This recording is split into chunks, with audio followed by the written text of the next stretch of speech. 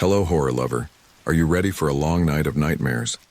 Before we begin, I want to ask you to subscribe to the channel, and especially leave a comment telling me which city you're watching from. I'd love to know. Click the like button, all of this because I bolted upright in bed, my heart pounding against my ribcage like a trapped animal. Sweat plastered my t-shirt to my chest, and for a moment, I couldn't remember where I was. Then, as my eyes adjusted to the darkness, the familiar outlines of my bedroom came into focus. The digital clock on my nightstand glowed an angry red. 3:17 a.m. But that wasn't what had jolted me from sleep. No, it was something else. Something impossible. Jack. The voice came again, soft and familiar, drifting through the stillness of the night like a forgotten lullaby. My blood turned to ice in my veins. "Mom," I whispered, my voice cracking. Silence answered me, but I knew what I'd heard. My mother's voice, as clear as if she were standing right next to my bed. But that couldn't be. Sarah Thorne had been dead for 3 years, taken by a sudden aneurysm that left my father and me reeling in its wake. I swung my legs over the side of the bed, my bare feet hitting the cold hardwood floor. The house creaked and settled around me, and I tried to convince myself that's all it had been, just the old bones of the house playing tricks on me. "Get a grip, Jack," I muttered to myself, running a shaky hand through my hair.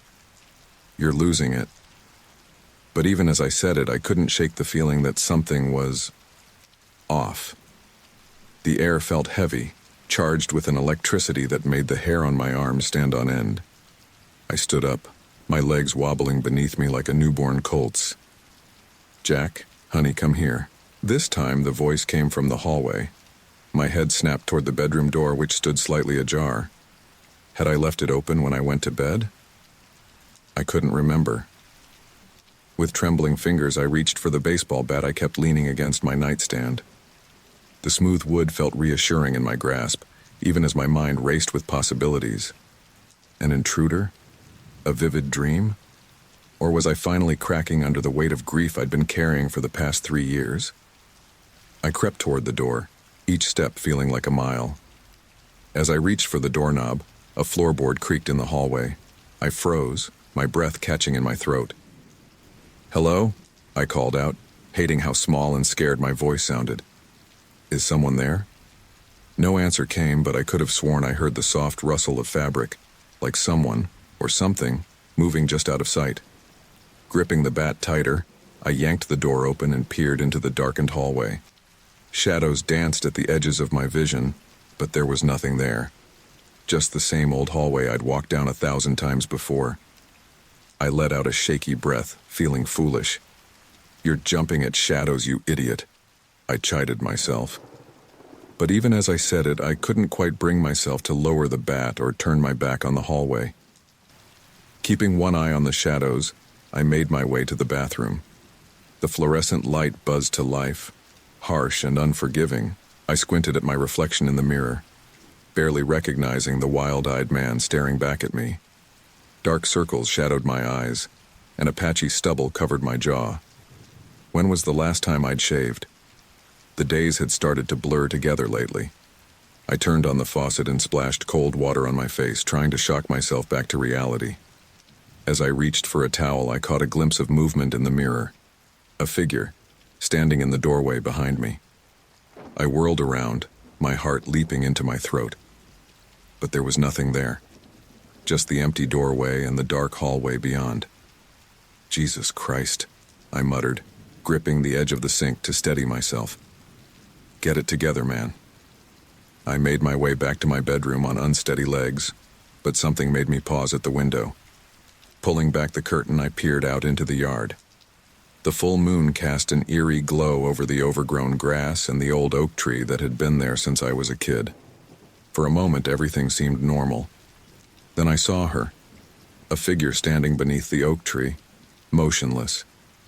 Even from this distance, I recognized the floral print dress my mother had been buried in. Her face was turned up toward my window, but it was shrouded in shadow. I stumbled backward, my heart threatening to burst from my chest. This couldn't be happening. It wasn't real. It couldn't be real. The shrill ring of the phone cut through the silence like a knife, making me jump. I stared at it, watching it vibrate across my nightstand with each ring.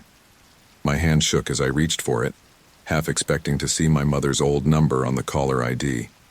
Instead, it simply read, "Unknown caller." I answered it, pressing the phone to my ear. "Hello?" I said, my voice barely above a whisper. Nothing but static greeted me, but beneath the white noise I could have sworn I heard something else. A voice, distant and distorted, calling my name. "Mom?" I said again, desperation creeping into my voice. "Mom, is that you?" The static grew louder, drowning out everything else. Then, with a final burst of noise, the line went dead. I lowered the phone, staring at it as if it might bite me. What the hell was happening? Exhaustion suddenly washed over me, my limbs feeling like they were filled with lead. I crawled back into bed, pulling the covers up to my chin like I used to do when I was a kid and afraid of the dark. But I couldn't shake the feeling that something had fundamentally changed tonight, that some barrier between this world and something else had been breached. As I drifted off into an uneasy sleep, I could have sworn I felt a cold hand brush against my cheek, a familiar touch, soft and loving, but with an undercurrent of something else, something hungry. My last conscious thought before sleep claimed me was a question that would haunt me in the days to come. What if the dead don't always stay dead? I woke with a start, my alarm blaring an obnoxious tune. Sunlight streamed through the curtains I forgot to close, and for a moment, I thought last night had been nothing but a vivid nightmare. Then I saw them. Scattered across my bedroom floor were dozens of old family photographs. My breath caught in my throat as I swung my legs out of bed, careful not to step on the memories strewn about like fallen leaves. "What the hell?" I muttered, crouching down to pick up the nearest photo. It was a picture of my mother and me at the beach, her arms wrapped around my small frame as we both grinned at the camera. I remembered that day. I was 8, and we'd spent hours building sandcastles and chasing waves. The memory brought a lump to my throat. As I gathered the photos, my hands trembling slightly, I realized they were all of my mother. Her high school graduation, her wedding day, candid shots of her laughing in the backyard. How had these gotten here? I kept them in albums in the attic, tucked away where I wouldn't have to look at them every day. The chill from last night returned, settling deep in my bones. Something was wrong, very wrong. I got ready for work in a daze, my mind racing with possibilities, each more outlandish than the last. By the time I arrived at the office, I'd almost convinced myself I was losing my mind. "Morning, Jack," my colleague Sarah called as I passed her desk. "You look like hell. Rough night?" I forced a smile. "You could say that. Nothing coffee can't fix. If only that were true." I settled into my cubicle, booting up my computer and trying to focus on the mountain of emails awaiting me. But every few minutes my eyes would drift to the family photo on my desk, my mother's smiling face frozen in time. The phone rang, startling me out of my reverie. I picked it up, clearing my throat. Jack Thorne speaking. "Good morning, Mr. Thorne. This is Amanda from accounting. I just needed to clarify a few numbers on your latest expense report." I listened as Amanda rattled off figures, but something else caught my attention. In the background of the call, barely audible beneath Amanda's voice, I heard another sound. A familiar voice, soft and lilting. "Jack, honey, I'm here." My blood ran cold. "Mom?" I whispered, forgetting Amanda entirely. "I'm sorry, what was that?" Amanda asked, confusion evident in her tone. I shook my head, trying to clear it. "Nothing, I'm sorry. You were saying about the expense report?" But I couldn't focus on Amanda's words. All I could hear was my mother's voice, whispering just beneath the surface of the call. By the time I hung up, my hands were shaking so badly I could barely hold the receiver. This happened 3 more times throughout the morning. Each call I took had my mother's voice hiding in the background, sometimes so faint I thought I might be imagining it, other times clear as day. By lunchtime, I was a wreck. I sat at my desk, staring blankly at my computer screen, when Sarah appeared at my cubicle entrance. "Hey, Jack," she said, her voice laced with concern. "Are you okay? You look, well, frankly, you look awful." I turned to face her, forcing another smile that felt more like a grimace. "I'm fine, just didn't sleep well last night." Sarah's frown deepened as she studied my face. "Those are some serious dark circles under your eyes. Are you sure you're all right? You know you can talk to me if something's bothering you." For a moment, I considered telling her everything. About the voice in the night, the scattered photos, the whispers on the phone. But how could I explain it without sounding completely insane? "I appreciate that, Sarah," I said instead. "Really, I'm okay. Just need a good night's sleep, that's all." She didn't look convinced, but she nodded. "All right, if you say so. But take care of yourself, okay? Maybe think about heading home early if you're not feeling great." As Sarah walked away, I couldn't shake the feeling that maybe she was right. Maybe I did need to go home. But not to my empty house with its creaking floorboards and whispering shadows.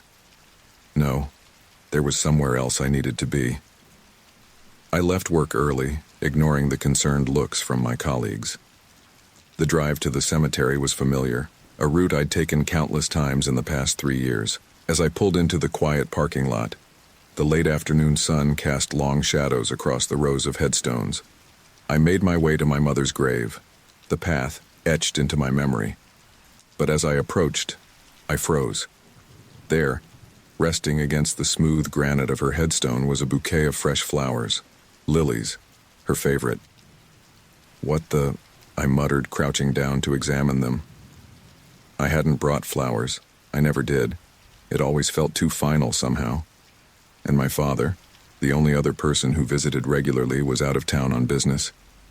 With trembling fingers, I reached out to touch the delicate petals. They were real, their sweet scent filling the air around me.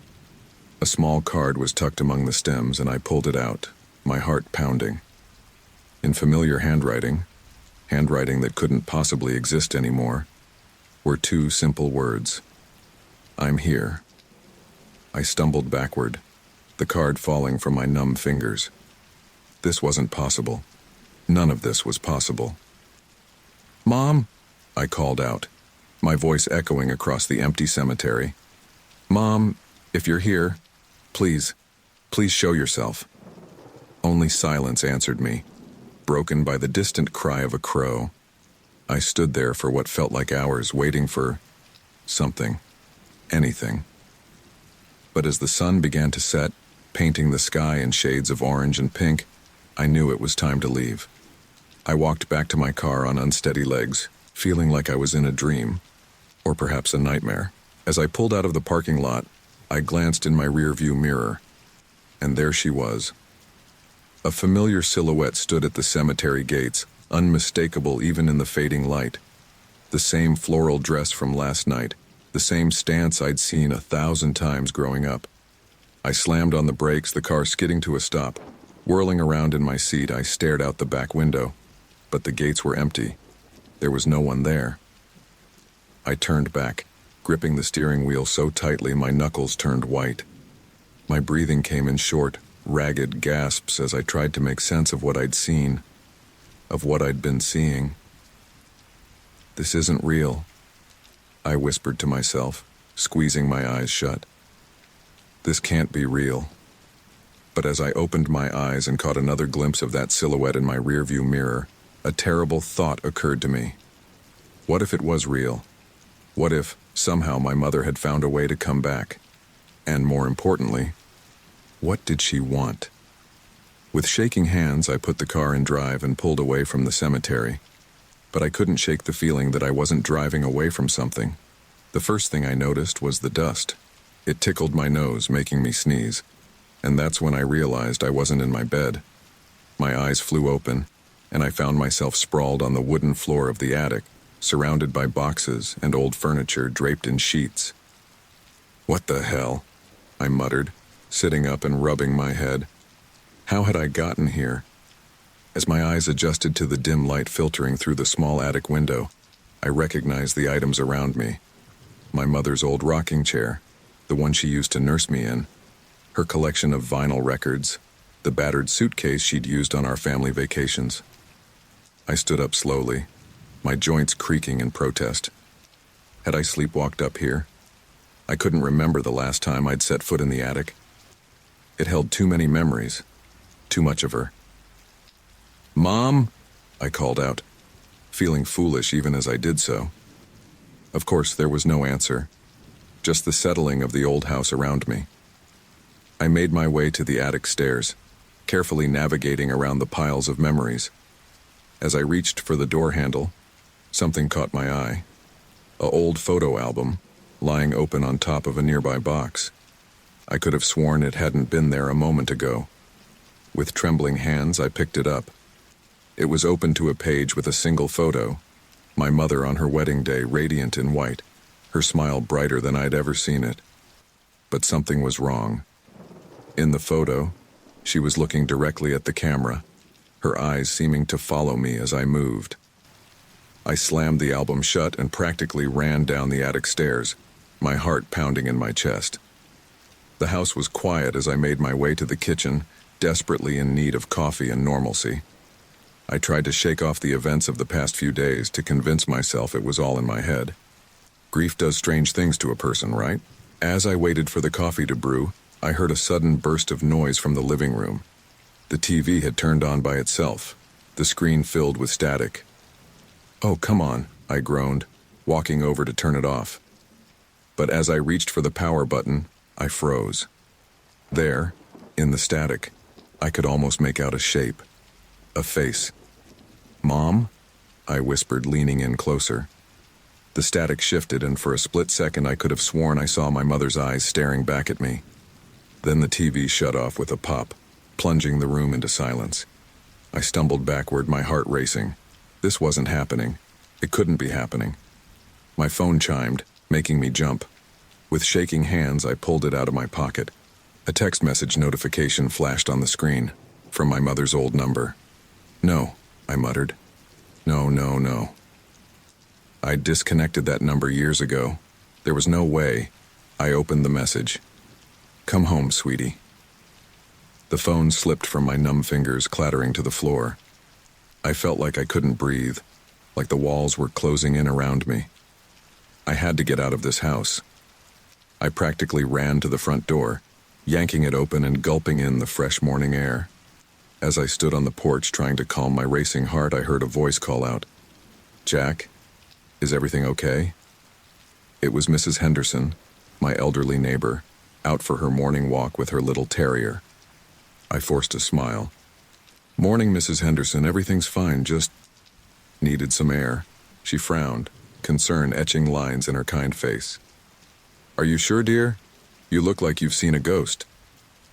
I almost laughed at the irony. If only she knew. Mrs. Henderson hesitated, then said, "Actually, I've been meaning to talk to you. I saw something strange last night." My blood ran cold. "What do you mean?" She looked uncomfortable. "Well, I was up late watching my shows and I happened to glance out the window, and I could have sworn I saw someone in your yard." "Someone?" I repeated, my mouth dry. Mrs. Henderson nodded. "A woman, I think. She was just standing there, looking up at your house. I almost called the police, but then... Well, this is going to sound crazy, but she looked an awful lot like your mother.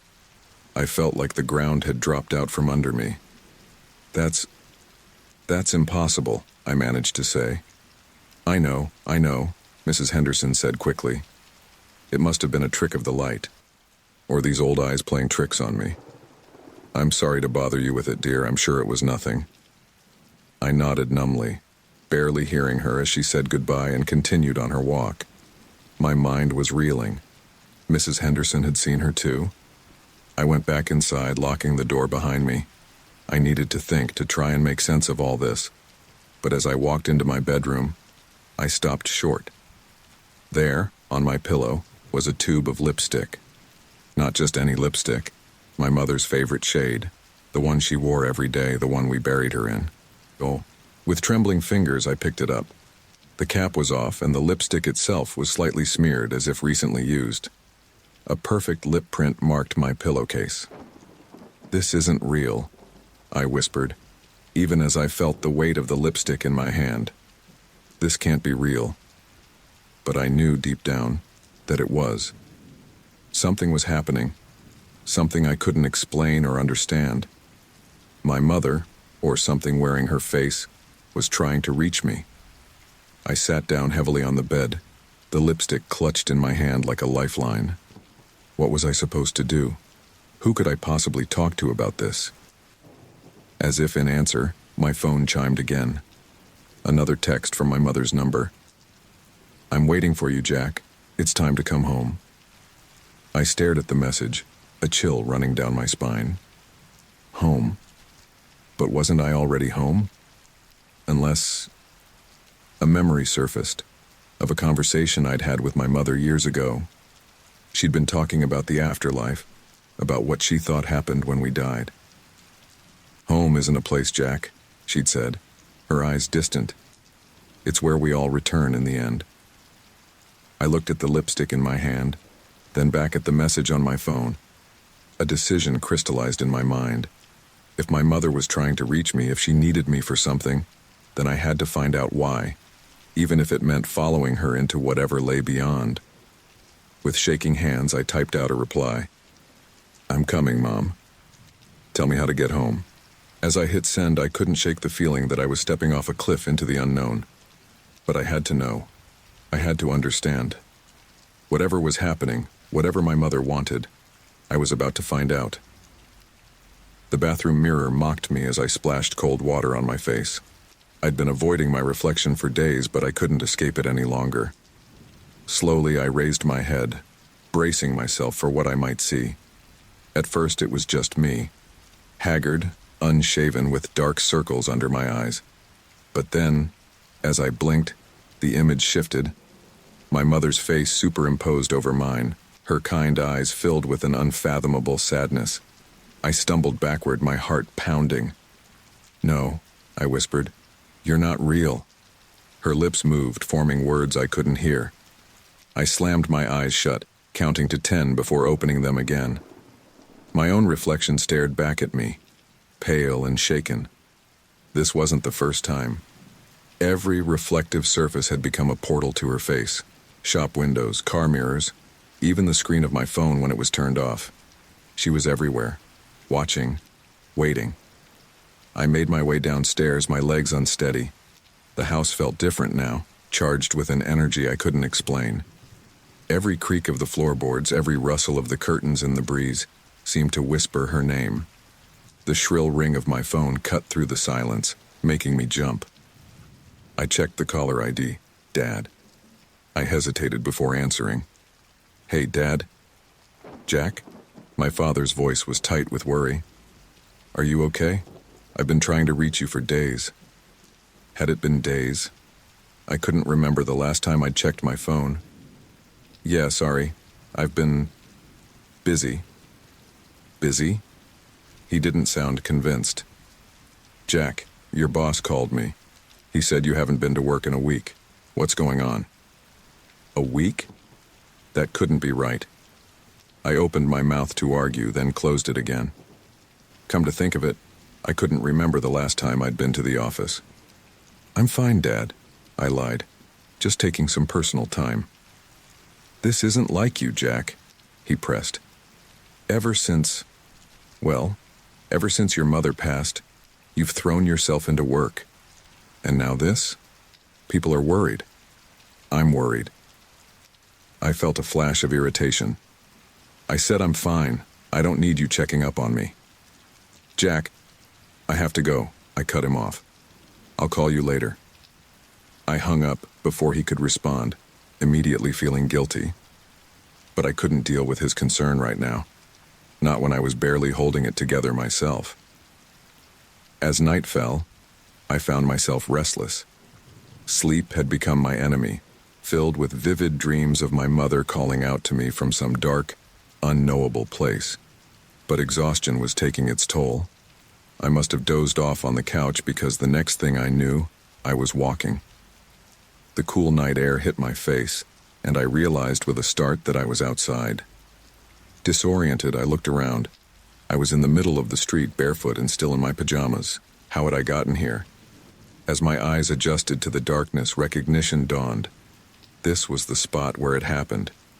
Where my mother had collapsed 3 years ago, her life snuffed out by an aneurysm no one saw coming.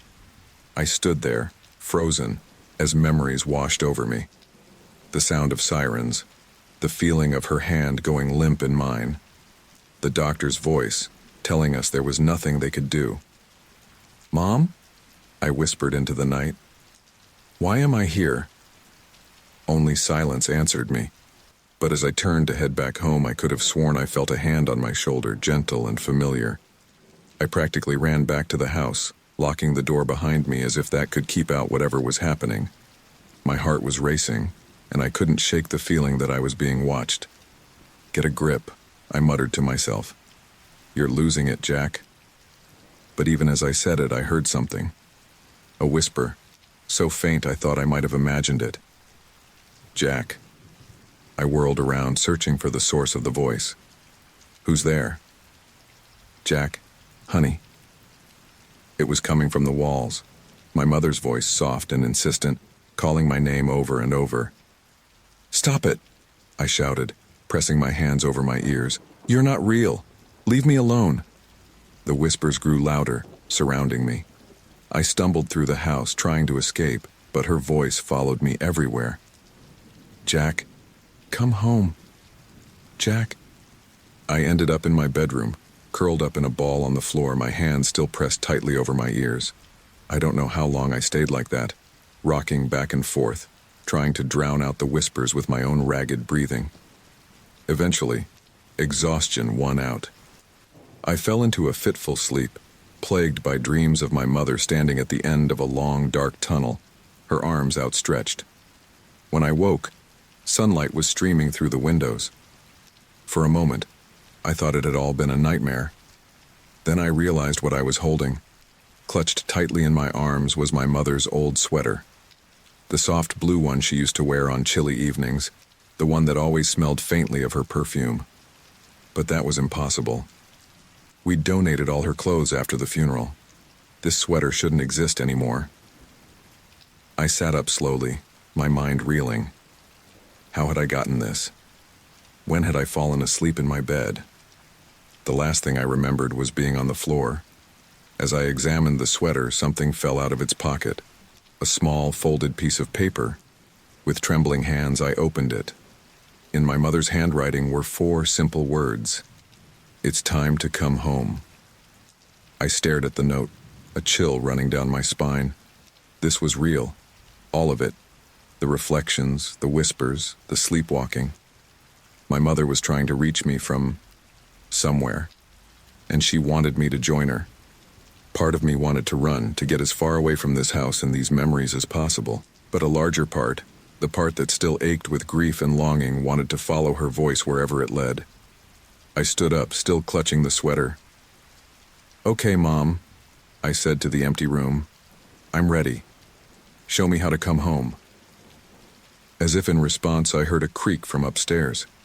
The attic. Of course, where this all began. With a deep breath, I headed for the attic stairs. Whatever waited for me up there, whatever my mother wanted to show me, I was finally ready to see it. As I climbed the stairs, the whispers grew louder, more insistent. But I wasn't afraid anymore.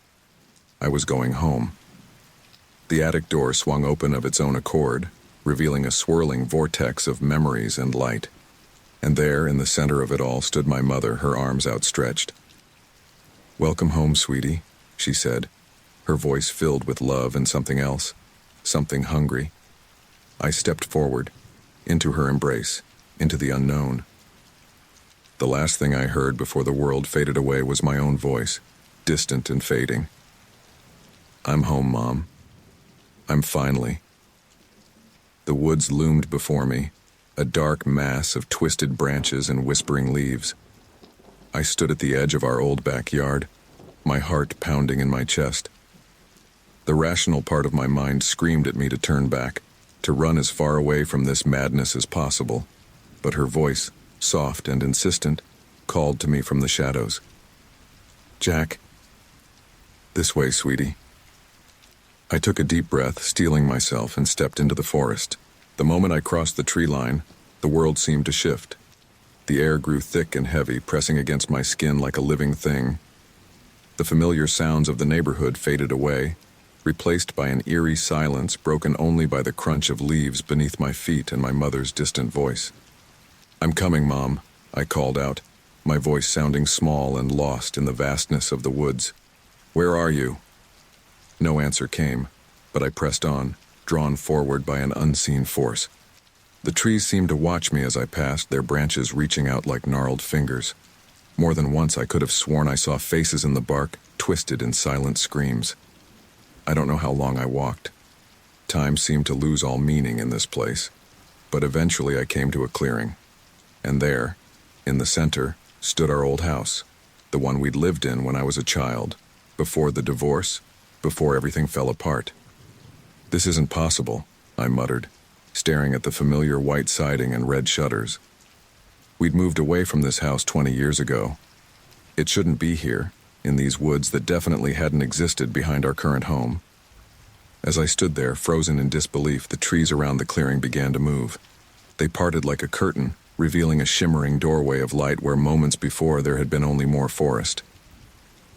"Jack, come home." My mother's voice emanated from the doorway, clearer now than ever before. Without conscious thought, I found myself moving toward it, drawn by a longing I couldn't explain. As I reached the threshold, I hesitated. What lay beyond? Was this really the way home? Or was I walking into something I couldn't understand, couldn't escape? But the pull was too strong. With a deep breath, I stepped through. The world twisted and warped around me, a kaleidoscope of memories and forgotten moments. For a split second, I saw everything, my entire life laid out before me like a tapestry. Then, as suddenly as it began, it was over. I found myself standing in the living room of my childhood home, but something was wrong. The familiar space was distorted, as if viewed through a funhouse mirror. The walls seemed to pulse and breathe, and shadows danced in corners where no shadows should be. "Mom," I called out, my voice echoing strangely in the warped space. "Are you here?" "I'm here, Jack." I whirled around, and there she was. My mother, looking exactly as she had the day she died, down to the blue sweater I'd found myself clutching earlier. But as she stepped closer, I realized something was terribly wrong. Her eyes, once warm and full of life, were now black pits, empty and hungry. "Mom," I whispered, taking an involuntary step back. What happened to you?" She smiled, but it wasn't the smile I remembered. This was a predator's grin, full of sharp edges and hidden meanings. "I've been waiting for you, sweetie, for so long, but you're here now. We can be together again." She reached out to me and I recoiled. This wasn't my mother. It couldn't be. Whatever this thing was, it was wearing her face, using her voice. But it wasn't her. "You're not real," I said, my voice shaking. "This isn't real." The thing wearing my mother's face tilted its head, the movement unnaturally smooth. "Oh, Jack, this is more real than anything you've ever known. Don't you want to stay with me? Don't you miss me?" For a moment I faltered. Because I did miss her.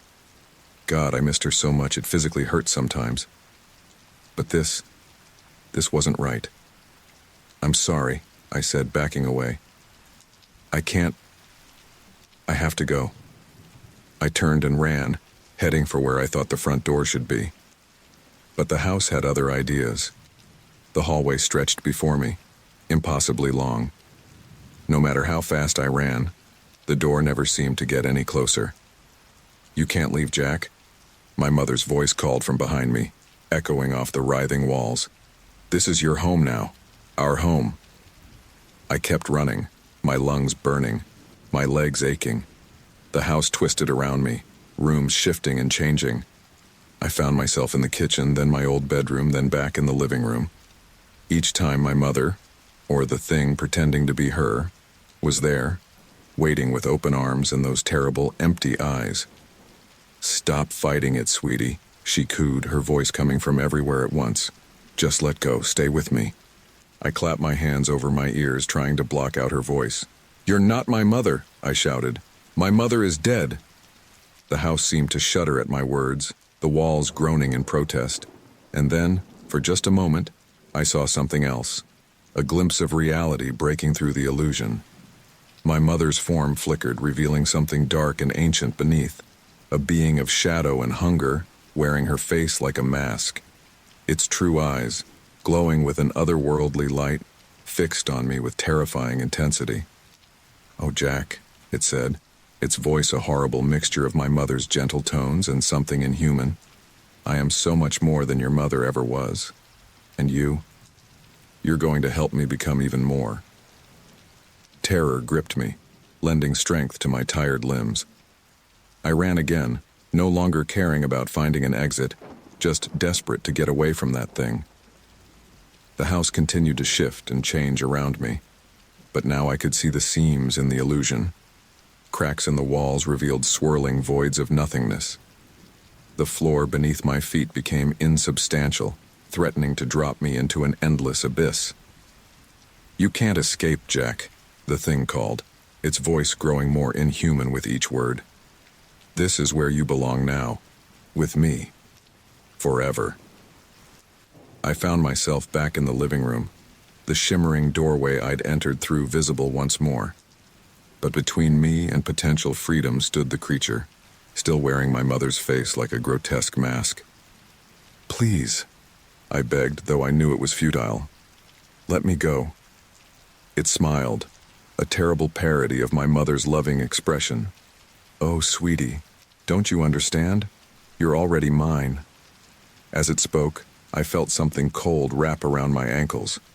Looking down, I saw shadows solidifying, creeping up my legs like vines. The room began to darken, the walls closing in. "No," I shouted, struggling against the encroaching darkness. "This isn't real. This isn't home." As the shadows reached my chest, as the thing that wasn't my mother reached out with grasping claws, a new voice cut through the madness. Distant, but familiar. "Jack! Jack, wake up!" The creature hissed, recoiling as if struck. The house shuddered, the illusion flickering. "Jack, can you hear me? You need to wake up." I recognized the voice now. Dad. He was calling me from somewhere else. Somewhere real. "Dad!"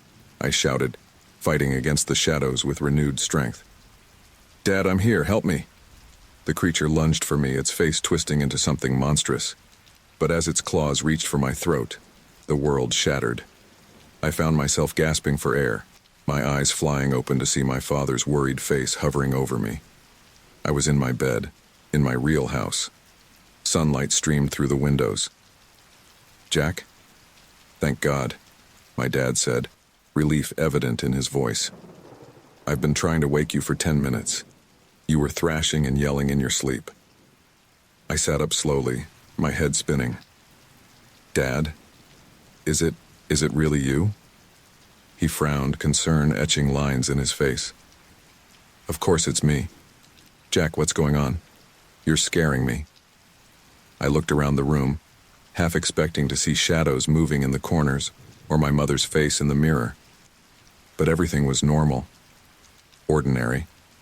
As the adrenaline faded, exhaustion hit me like a truck. I slumped back against the pillows, my eyes heavy.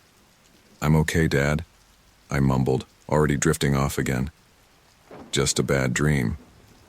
But as sleep claimed me once more, I couldn't shake the feeling that something was still watching me from the shadows, waiting, hungry. And I knew, with a certainty that chilled me to my core, that this was far from over. The steady beep of a heart monitor was the first thing I heard as consciousness slowly returned. My eyelids felt heavy, refusing to open at first. When I finally managed to pry them apart, the harsh fluorescent lights above made me wince. Jack? Jack, can you hear me? My father's voice, thick with emotion, came from somewhere to my left.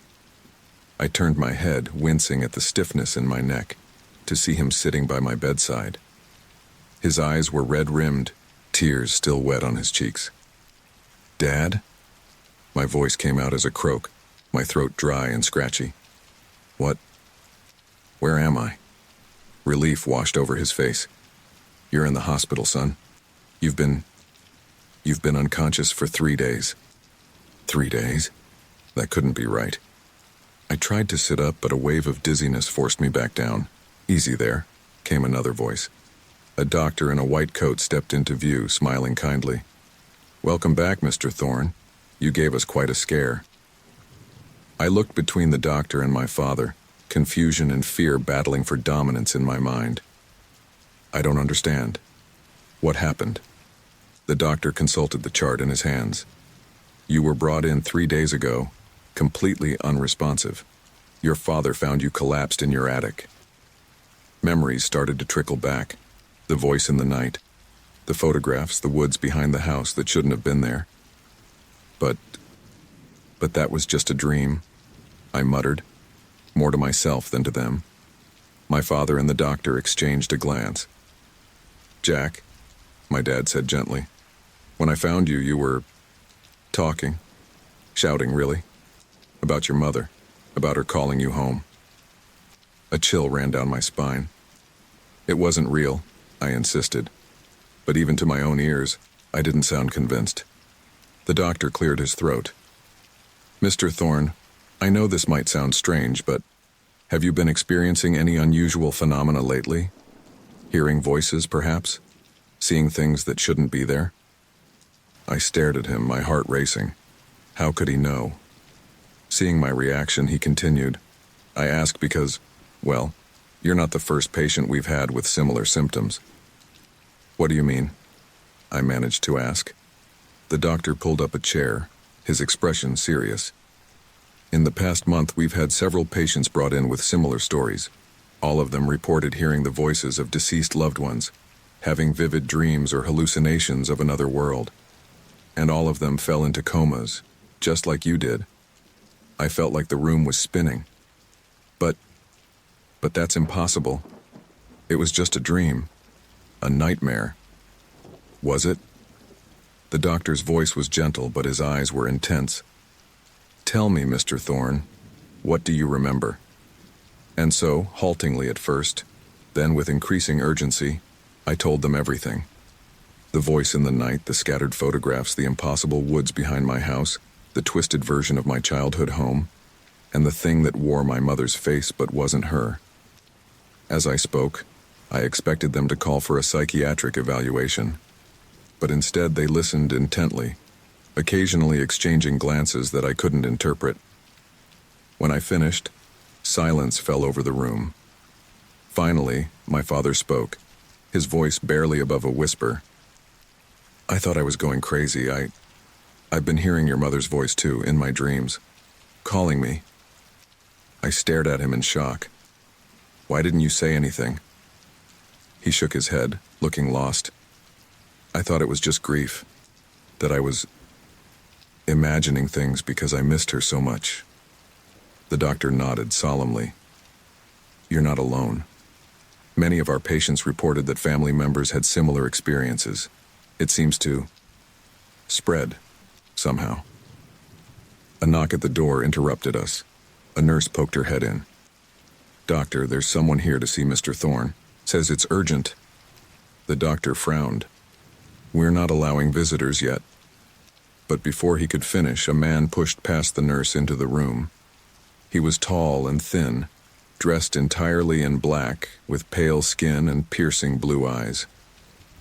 My apologies for the intrusion, he said, his voice smooth and cultured. But I'm afraid this can't wait. The doctor stood up, looking annoyed. Sir, I'm going to have to ask you to leave. This patient. The man in black held up a hand, silencing the doctor with a look. Then he turned those intense eyes on me. Mr. Thorne, I need you to tell me exactly what you saw on the other side. A chill ran down my spine. "Who are you?" I demanded. He smiled, but it didn't reach his eyes. "Someone who understands what's happening to you. Someone who can help. But first, I need to know what you saw." I glanced at my father and the doctor, both of whom looked as confused as I felt. But something about this man's presence compelled me to answer. It was like home, but wrong, I said slowly. Everything was twisted, and there was something there, pretending to be my mother. But it wasn't her. It was hungry. The man in black nodded as if I'd confirmed something he already knew. "The hungry ones," he murmured. "They're getting bolder." "What are you talking about?" my father demanded. "Who are you?" The man turned to him, his expression grave. "Mr. Thorne, your son has glimpsed something few living people ever see, a place between worlds, where the dead aren't quite dead and the living aren't quite welcome. And now that he's seen it, I'm afraid he's in danger." "Danger from what?" I asked, fear and curiosity warring within me. The man opened his mouth to answer, but at that moment a commotion erupted in the hallway. Raised voices, the sound of running feet. The doctor hurried to the door, peering out. "What on earth?" He never finished his sentence. Something slammed into him, sending him sprawling back into the room. And there, standing in the doorway, was my mother. But it wasn't her. Not really. Just like in my dream, her eyes were black pits, her smile too wide, too hungry. "Jack, honey," it said in my mother's voice. "It's time to come home." The man in black moved with surprising speed, placing himself between me and the thing in the doorway. "Back," he shouted, pulling something from his coat. A charm of some kind, glowing with an inner light. The creature hissed, recoiling, but its eyes remained fixed on me. "This isn't over, Jack," it snarled, its voice no longer my mother's. "You belong to us now." Then, in a blink, it was gone. In its place stood a confused-looking nurse, glancing around as if she'd just woken up from a dream. The man in black turned back to me, his expression grim. "We need to leave, now. It's not safe here." "Wait," I said, my head spinning with questions. "What was that thing? What's happening to me?" He sighed, glancing at the door as if expecting more monsters to appear at any moment. "The barrier between worlds is thinning, Mr. Thorne. And the things on the other side, they're hungry for the living. You've caught their attention, and now they won't stop until they have you." "But why me?" I asked, fear and confusion making my voice shake. The man's piercing eyes met mine. "Because you have a gift. You can see them, hear them, and that makes you valuable. To them, and to us." "Us?" He nodded. "There are those of us who fight against these incursions, who try to maintain the balance between worlds, and we need people like you." My father, who had been silent until now, finally spoke up. "This is insane. Jack needs to rest, not go off with some stranger talking about monsters and other worlds." The man in black turned to him. "Mr. Thorne, I understand your concern, but your son is in danger whether you believe me or not. Those things will keep coming for him. We can protect him, teach him to protect himself." I looked between my father and this mysterious man, feeling torn. Part of me wanted to believe this was all some elaborate hallucination, that I'd wake up and everything would be normal again. But I knew deep down that it wasn't. What I'd seen, what I'd experienced, it was real, and it was only the beginning. "Dad," I said softly, "I have to go with him. I have to know the truth." My father's face crumpled, tears welling in his eyes. "Jack, please." "I'll be okay," I assured him, trying to sound more confident than I felt. "But I need to understand what's happening to me." The man in black nodded approvingly. "We should leave immediately. Can you walk?" I swung my legs over the side of the bed, surprised to find that I felt stronger than I would have expected after 3 days in a coma. "I think so."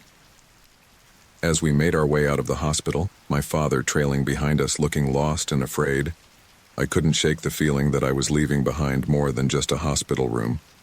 I was leaving behind my old life, my old understanding of the world, and I was stepping into something vast and terrifying and unknown. Just before we reached the exit, I glanced back one last time, and there, standing among the bustling hospital staff, was my mother. The real her this time, I thought.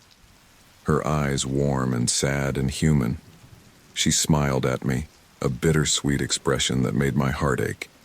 Then she was gone, lost in the crowd of nurses and doctors, and I stepped out into a world that would never be the same again. The drive home from the hospital was tense and silent. The man in black, who had introduced himself simply as Raven, sat in the passenger seat while my father drove, his knuckles white on the steering wheel. I huddled in the back, my mind reeling from everything that had happened.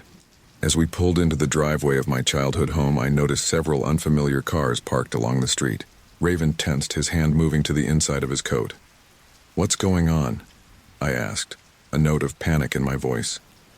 Raven's piercing blue eyes met mine in the rearview mirror. "It seems we're not the only ones who've been busy.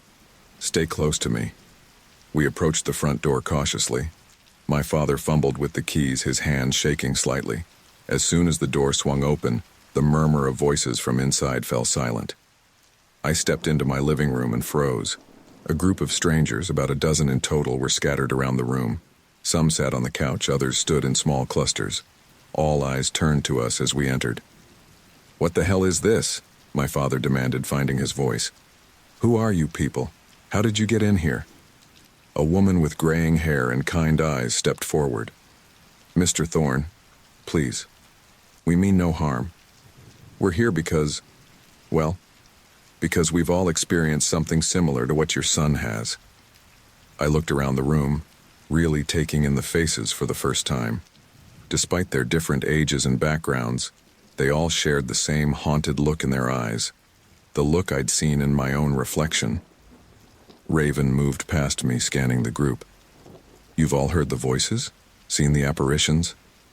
Nods and murmurs of agreement rippled through the room. "My wife," a man in his 60s said, his voice cracking. "She's been dead for 5 years, but last week I saw her in our bedroom, but it wasn't her, not really." "My little brother," a young woman added, hugging herself. "He drowned when we were kids. Now he's calling me to the lake where it happened." One by one they shared their stories. A son lost to war, a father taken by cancer, a best friend killed in a car crash. All of them returning but wrong, hungry. As I listened, a chill ran down my spine. The details were different, but the pattern was unmistakable. They were all being haunted by loved ones they'd lost, just like me.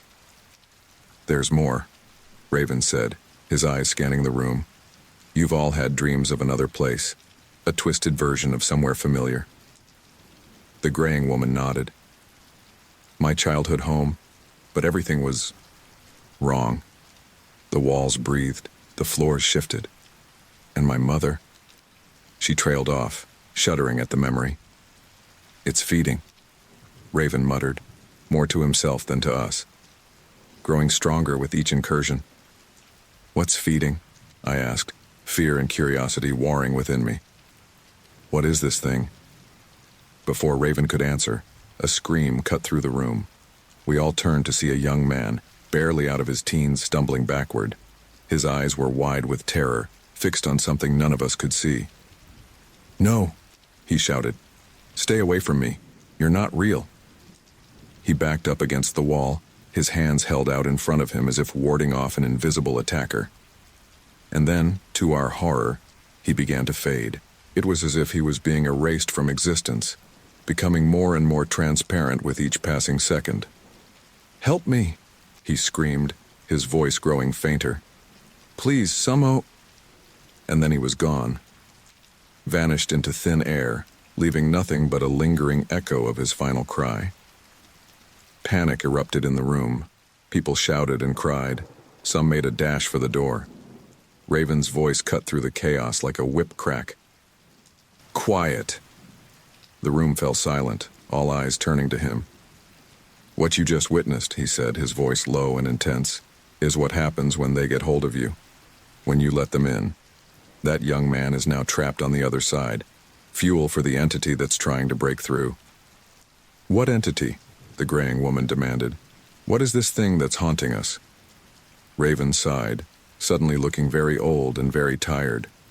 "It's ancient, older than humanity itself.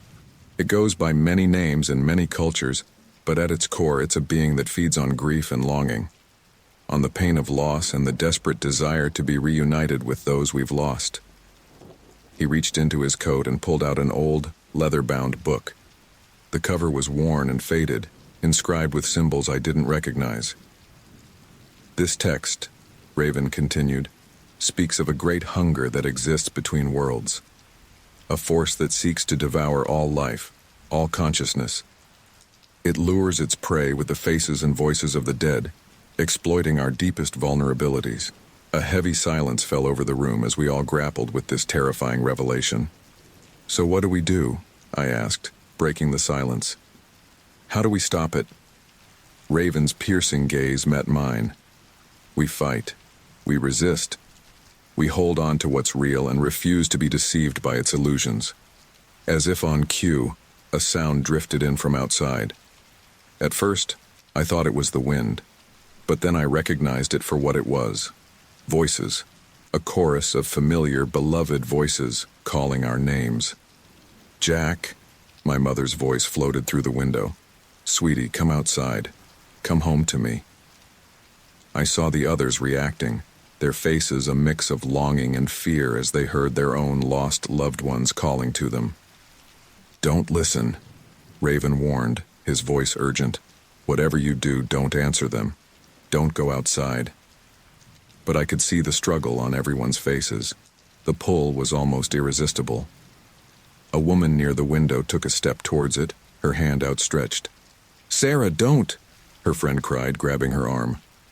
Outside, the voices grew louder, more insistent.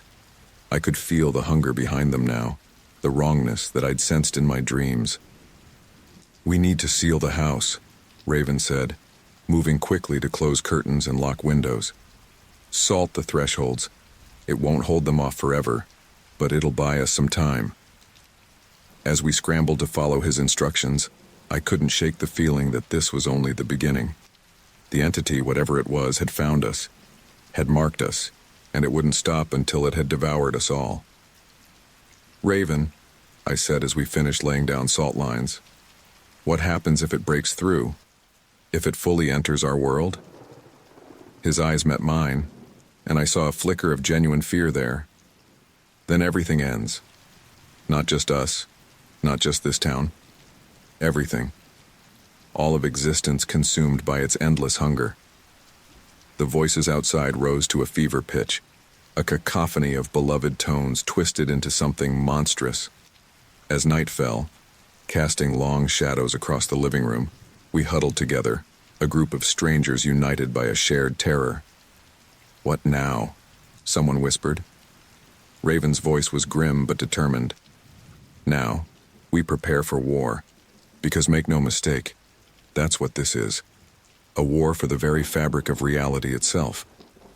As I looked around at the frightened faces of my fellow haunted, I realized that we were soldiers drafted into a battle we never asked for, facing an enemy we could barely comprehend. And as the voices of the dead called to us from the gathering darkness outside, I couldn't help but wonder, were we already too late? The living room had become our fortress, a last bastion against the encroaching darkness outside. Raven moved among us, distributing items from a large duffel bag he'd retrieved from his car. Candles, herbs, small bottles filled with liquids I couldn't identify, and strange symbols drawn on scraps of parchment. "These are the tools we'll need for the ritual," he explained, his voice low and urgent. "Each item has been blessed or imbued with protective energies. They'll help create a barrier between our world and theirs." I held a candle in my trembling hands, its waxy surface carved with intricate symbols. "How exactly is this supposed to work?" I asked, trying to keep the fear from my voice. Raven's piercing blue eyes met mine. The entity feeds on grief and longing. This ritual is designed to sever its connection to our world by reaffirming our ties to the living, not the dead. It won't destroy the creature, but it should banish it back to its own realm and seal the breach between worlds. The graying woman who had spoken earlier, I'd learned her name was Margaret, frowned. "And you're sure this will work?" "No," Raven admitted. "But it's our best chance." As we arranged ourselves in a circle following Raven's instructions on where to place the candles and other ritual items, I couldn't help but notice how the voices outside had fallen eerily silent. The quiet was almost worse than the cacophony of familiar voices we'd heard earlier. "Remember," Raven said as we took our positions, "no matter what you see or hear, do not break the circle. Do not respond to anything outside of it. Focus only on the living, on your connections to this world." We nodded. A group of strangers bound together by shared terror and desperate hope. Raven began to chant in a language I didn't recognize, his voice resonating with power I hadn't heard before.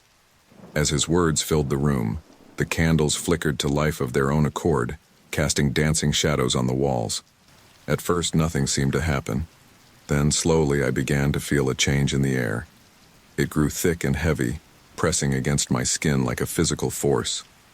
The hairs on the back of my neck stood up, and I could have sworn I heard whispers just at the edge of hearing. Suddenly, the house began to shake. It started as a low rumble, but quickly intensified until picture frames were rattling on the walls and books were tumbling from shelves. The lights flickered ominously, plunging us into alternating moments of darkness and harsh illumination. "Stay focused," Raven shouted over the growing chaos. "Whatever happens, maintain the circle." As if in response to his words, the air outside the circle of candles began to shimmer and distort. And then, to my horror, familiar faces began to appear. My mother materialized just beyond the circle, her eyes brimming with tears. "Jack, honey, why are you doing this? Don't you want to be with me?" I gritted my teeth, forcing myself to look away. Around the circle, I could see the others facing similar apparitions, lost loved ones pleading with them, begging them to stop the ritual. "Dad, please," a young woman sobbed, reaching out towards an older man who stood just beyond the candles. "I'm scared. I need you." The man, her father I assumed, took a halting step forward, his resolve clearly wavering. "Robert, don't," Margaret cried out, grabbing his arm. "It's not really her. Remember what's at stake." The cacophony of voices grew, each apparition becoming more desperate in their pleas. The house shook more violently, and I could hear windows shattering somewhere in the distance. "Jack." My mother's voice cut through the chaos, sounding so real, so close. "Sweetheart, look at me. Please." Against my better judgment, I turned to face her. She looked exactly as I remembered. Warm brown eyes, gentle smile, the laugh lines around her mouth that I'd always loved. For a moment I faltered. What if this was real? What if I was throwing away my only chance to be with her again? "Mom," I whispered, my voice cracking. "That's it, honey," she said, holding out her hand. "Just take my hand. We can be together again, just like before." I found myself leaning forward, my own hand stretching out towards hers. The rational part of my mind screamed at me to stop, but the longing in my heart was so strong, so overwhelming. Just as my fingers were about to brush against hers, something changed. For just a split second, I saw beyond the illusion. My mother's warm eyes flickered, revealing bottomless black pits filled with hunger and malice. Her gentle smile twisted into a predatory grin, full of sharp teeth and ancient hunger. I recoiled, stumbling backward and nearly knocking over my candle. "No!" I shouted. "You're not her! You're not my mother!" The thing wearing my mother's face hissed, its features contorting with rage. "Foolish boy!" it snarled, its voice no longer my mother's but something ancient and terrible. "You could have joined us willingly. Now you'll be devoured, your essence fuel for our crossing." Around the circle, similar transformations were taking place. The loving faces of lost relatives twisted into monstrous parodies, revealing the true nature of the entities that had been haunting us. "Don't look at them," Raven shouted, his voice strained with effort as he continued the ritual. "Focus on each other, on the living." I tore my gaze away from the thing that wasn't my mother, instead looking at the faces of my fellow ritual participants. I saw fear there, yes, but also determination. We were in this together, fighting for our world, for our very existence. The house shook more violently, plaster raining down from the ceiling. The air outside our circle of candles churned and boiled, like reality itself was coming apart at the seams. "It's working," Raven called out. "The barrier is weakening, one final push." He began to chant louder, his words resonating with power. The rest of us joined in as best we could, our voices forming a chorus of defiance against the howling chaos around us. The apparitions outside the circle lunged forward, clawing at an invisible barrier that seemed to be keeping them at bay. Their faces were fully monstrous now, no trace of our loved ones remaining. "You cannot banish us," they shrieked in unison, their voices a cacophony of inhuman rage. "We are eternal. We are hunger incarnate." But even as they raged, I could see them starting to fade. The air around them shimmered and wavered, like heat rising from hot pavement. "Almost there," Raven shouted. "Hold on." The pressure in the room intensified, becoming almost unbearable. My ears popped, and I felt as if I was being crushed from all sides. But still, we held our ground, our voices raised in desperate defiance. And then, with a sound like reality itself tearing apart, it was over. The apparitions vanished, sucked away into nothingness. The shaking stopped, the oppressive atmosphere lifting like a heavy blanket being pulled away. Our candles guttered and went out, plunging the room into darkness. For a long moment, nobody moved or spoke. We stood there in the dark, breathing heavily, hardly daring to believe it was over. Then, slowly, the lights flickered back to life.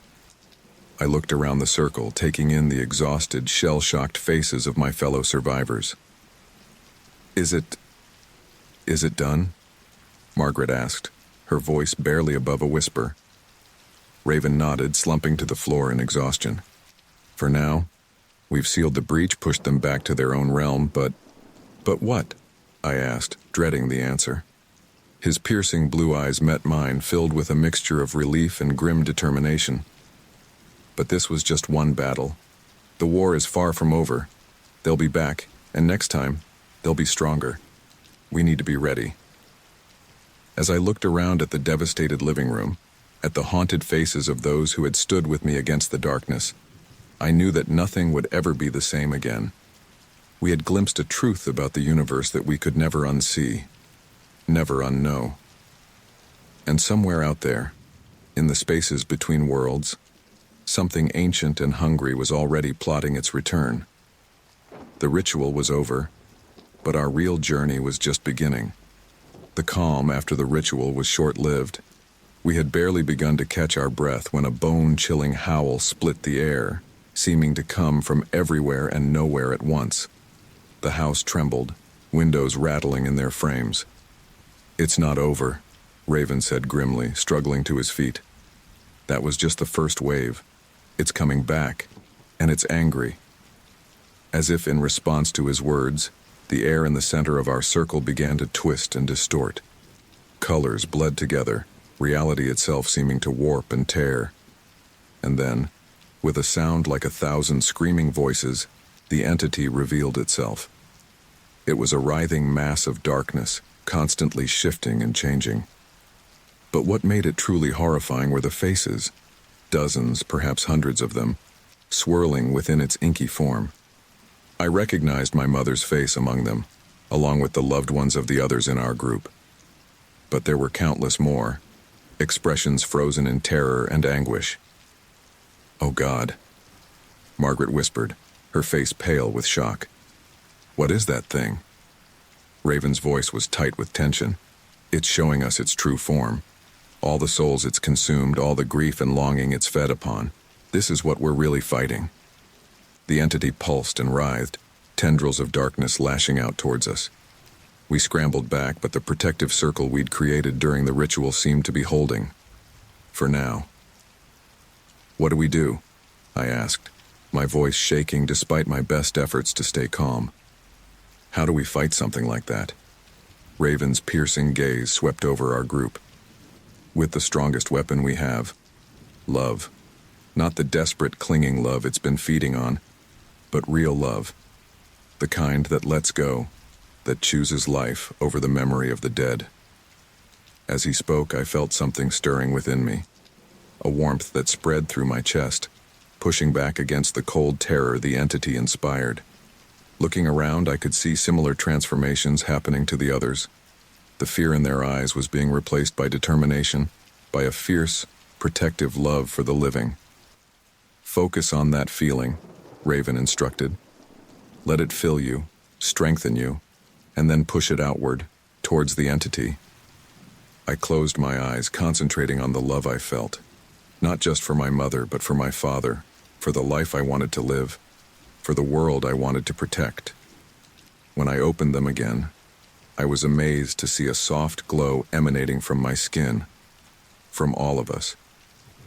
The entity recoiled, shrieking in rage and pain as our light touched its darkness. But it wasn't giving up without a fight. A tendril of shadow lashed out, wrapping around Margaret's ankle. "Help!" she cried out as it began to drag her towards its roiling mass. "It's got me!" Without thinking, I lunged forward, grabbing her arm. Robert, the man who had nearly been lured out of the circle earlier, seized her other arm. Together we pulled, straining against the entity's grip. "Let her go," I shouted, pouring all my will, all my newfound strength into the command. "You can't have her." For a moment, it seemed like we were at a stalemate. But then, slowly, we began to pull Margaret back. The tendril of darkness stretched, thinned, and finally snapped. Margaret stumbled backwards into our arms, shaken but unharmed. The entity's shriek of rage shook the entire house. It swelled, growing larger, faces within its mass contorting in shared fury. And then, from within its writhing form, a familiar face emerged. My mother, or rather, the thing wearing her face. But this time, there was no pretense of warmth or love. Its eyes were black pits, its mouth a gash filled with needle-sharp teeth. "Jack," it hissed, its voice a horrific parody of my mother's. "My sweet boy, why do you reject me? Don't you love your mother?" I felt the old pain, the old longing rise up within me. But this time, I recognized it for what it was, a weapon the entity was trying to use against me. I took a deep breath, steeling myself for what I knew I had to do. "I do love my mother," I said, my voice growing stronger with each word. "But you're not her. You never were. My mother is gone, and I have to let her go." The thing wearing my mother's face snarled, lunging towards me. But this time, I didn't flinch.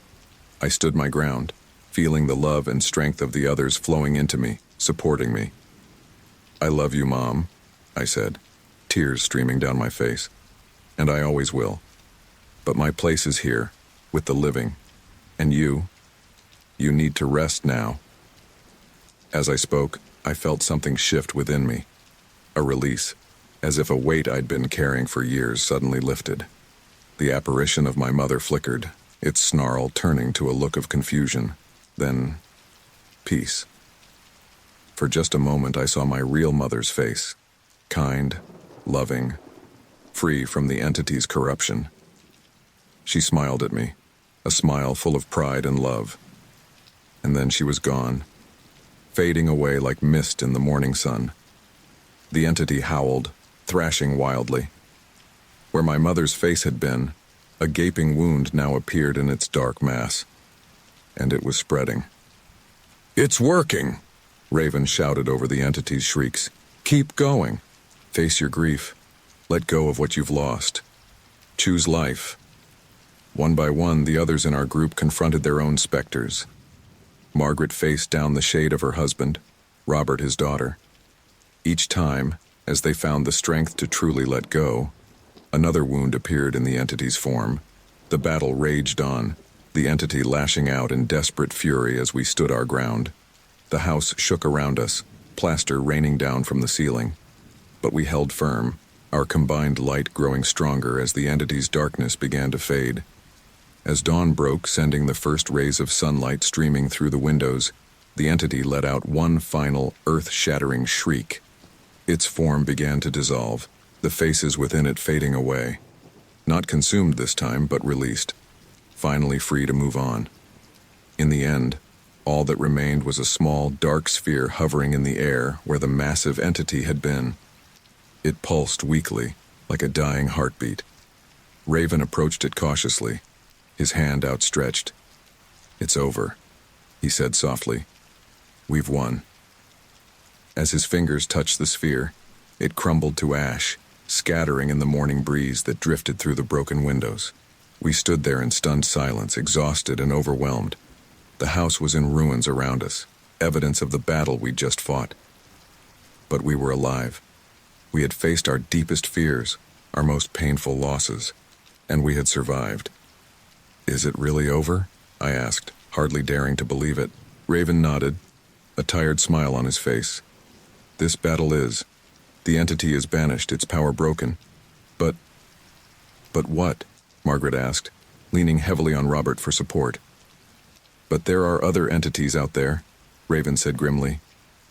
"Other forces that prey on human grief and longing. This victory is significant, but it's not the end of the war."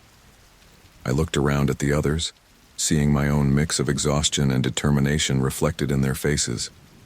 We had been strangers just days ago, brought together by a shared haunting. Now, we were something more, survivors, warriors. "So what happens now?" I asked.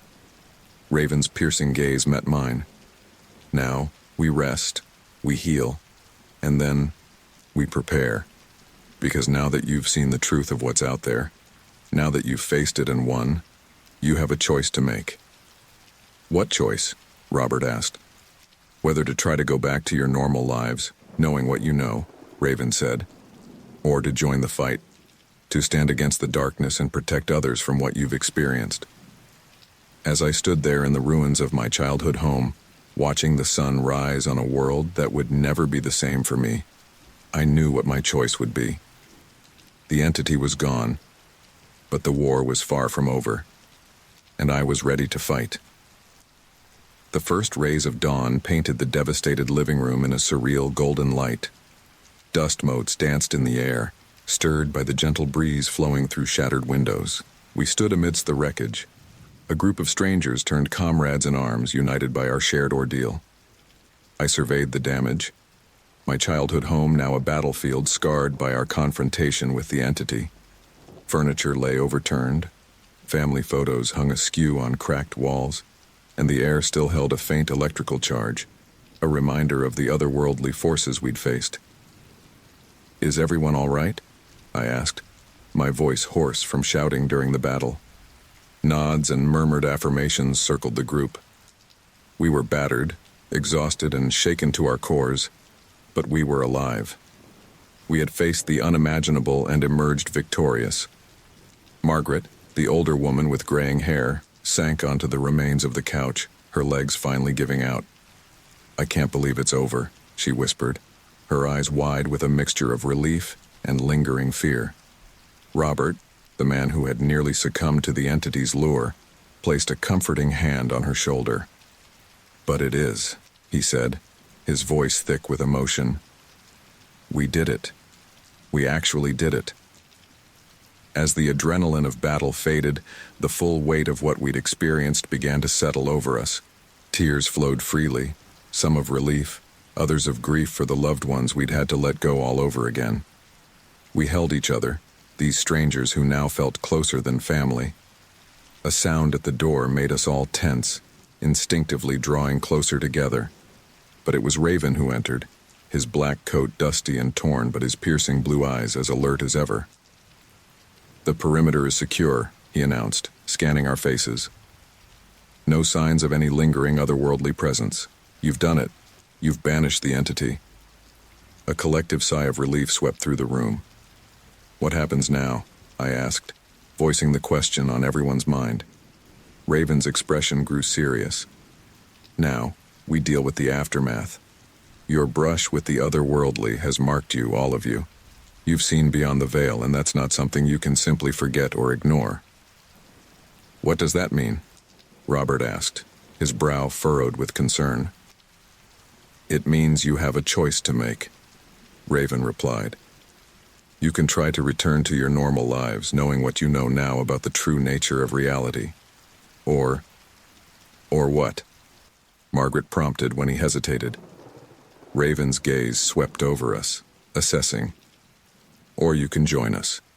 Become guardians like me. Stand against the darkness and protect others from experiencing what you've been through. A heavy silence fell over the room as we absorbed his words. The idea was both terrifying and oddly appealing. How could we go back to our mundane lives after what we'd seen and done? Is that what you are? I asked Raven. A guardian?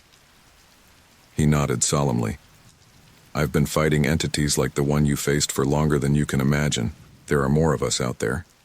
A secret network dedicated to maintaining the balance between worlds and protecting humanity from forces they can't comprehend. And you think we could do that? Margaret asked, her voice a mix of doubt and intrigue. I know you can, Raven replied with conviction. You've already proven yourselves in battle. With training, you could become formidable guardians. The others began to discuss the possibility, weighing the pros and cons of this life-altering decision. But my attention was drawn to a small, familiar object lying amidst the debris, my mother's old hairbrush. I picked it up gently, running my fingers over its worn handle. Memories flooded back, not of the terrifying apparition we'd faced, but of my real mother. Her laugh, her comforting hugs, the way she'd brush my hair when I was little and tell me stories. Jack? Raven's voice pulled me from my reverie. What are you thinking? I looked up, meeting his gaze. I'm thinking about my mom. The real her, not the thing that tried to use her memory against me. And I'm thinking, I want to protect others from going through what we did. I want to become a guardian. My declaration seemed to solidify something in the room.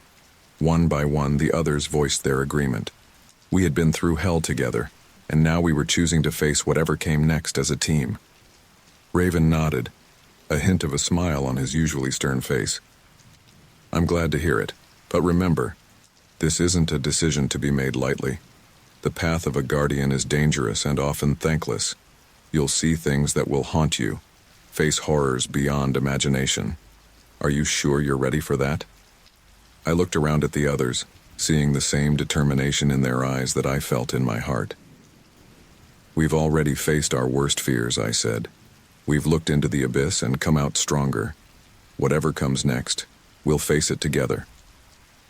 The others murmured their agreement, and Raven's smile grew. Very well. We'll begin your training soon. But first, you need to rest and recover. Deal with your families, put your affairs in order. The life of a guardian often requires sacrifices. As the reality of our decision began to sink in, the others started to disperse. They had homes to return to, loved ones to reassure, lives to put on hold. But I lingered in the wreckage of my childhood home, not quite ready to leave. Raven approached me as the last of the others filed out. You did well, Jack, he said softly. Your mother would be proud. I clutched the hairbrush tighter, feeling a lump form in my throat. I hope so, I whispered. She is, Raven assured me. The real her, not the shade the entity used against you. The love you feel for her, the memories you cherish. That's what gives you strength. Don't ever forget that. With a final nod, Raven turned and left, leaving me alone in the quiet devastation. I made my way upstairs to my old bedroom, somehow untouched by the chaos that had consumed the rest of the house. As I sank onto my bed, emotionally and physically drained, something caught my eye on my pillow. A single gray hair lay there, curled like a question mark against the white pillowcase. I picked it up gently, knowing instinctively that it was my mother's. Not a remnant of the entity's illusions, but a real, tangible connection to her. Tears welled in my eyes, but for the first time since her death, they weren't tears of grief or longing. They were tears of acceptance, of love that had transformed from a painful ache into a source of strength. "I love you, Mom," I whispered to the empty room, "and I'm going to make you proud." As I lay back on the bed, the gray hair held gently in my palm, I felt a sense of peace wash over me. The battle was over, but a new journey was just beginning. I had faced my deepest fears, confronted the darkness that had haunted me, and emerged stronger. Whatever challenges lay ahead in my new life as a guardian, I knew I was ready to face them. The memory of my mother's love would always be with me, not as a ghost to cling to, but as a light to guide me forward. As sleep finally claimed me, I smiled. The future was uncertain, filled with unknown dangers and challenges. But for the first time in years, I felt truly alive, ready to step into the unknown to protect others from the horrors we'd faced, to make a difference in a world that was so much larger and stranger than I'd ever imagined. The sun rose higher, its warm light filling the room, chasing away the last lingering shadows. And as I drifted off, I knew that whatever darkness the future held, I would face it with courage, with determination, and with the unbreakable bonds forged in the crucible of our shared ordeal. The battle was over. The real adventure was just beginning. The incessant buzzing of my phone jerked me from a fitful sleep. I groaned, fumbling in the darkness for the device on my nightstand. The red digits of my alarm clock glared at me. 3:07 a.m. Who the hell would be texting me at this ungodly hour? As my fingers closed around the phone, a chill ran down my spine. Something felt off, like the air in the room had suddenly become thick and oppressive. I brought the screen to my face, squinting against its harsh glow. Unknown number. "Hello, Jack. This is you from the future. I know how crazy this sounds, but you need to listen carefully. Your life depends on it." I blinked, sure I was still dreaming. But as I read the next lines, my blood turned to ice in my veins. Unknown. Number. To prove I'm really you. Remember that scar on your left knee? The one you got when you were 8 trying to rescue Mrs. Fitzgerald's cat from that oak tree? You've never told anyone the truth about how you got it. You were too embarrassed to admit you fell because you were scared of heights. My hands started to shake uncontrollably. How?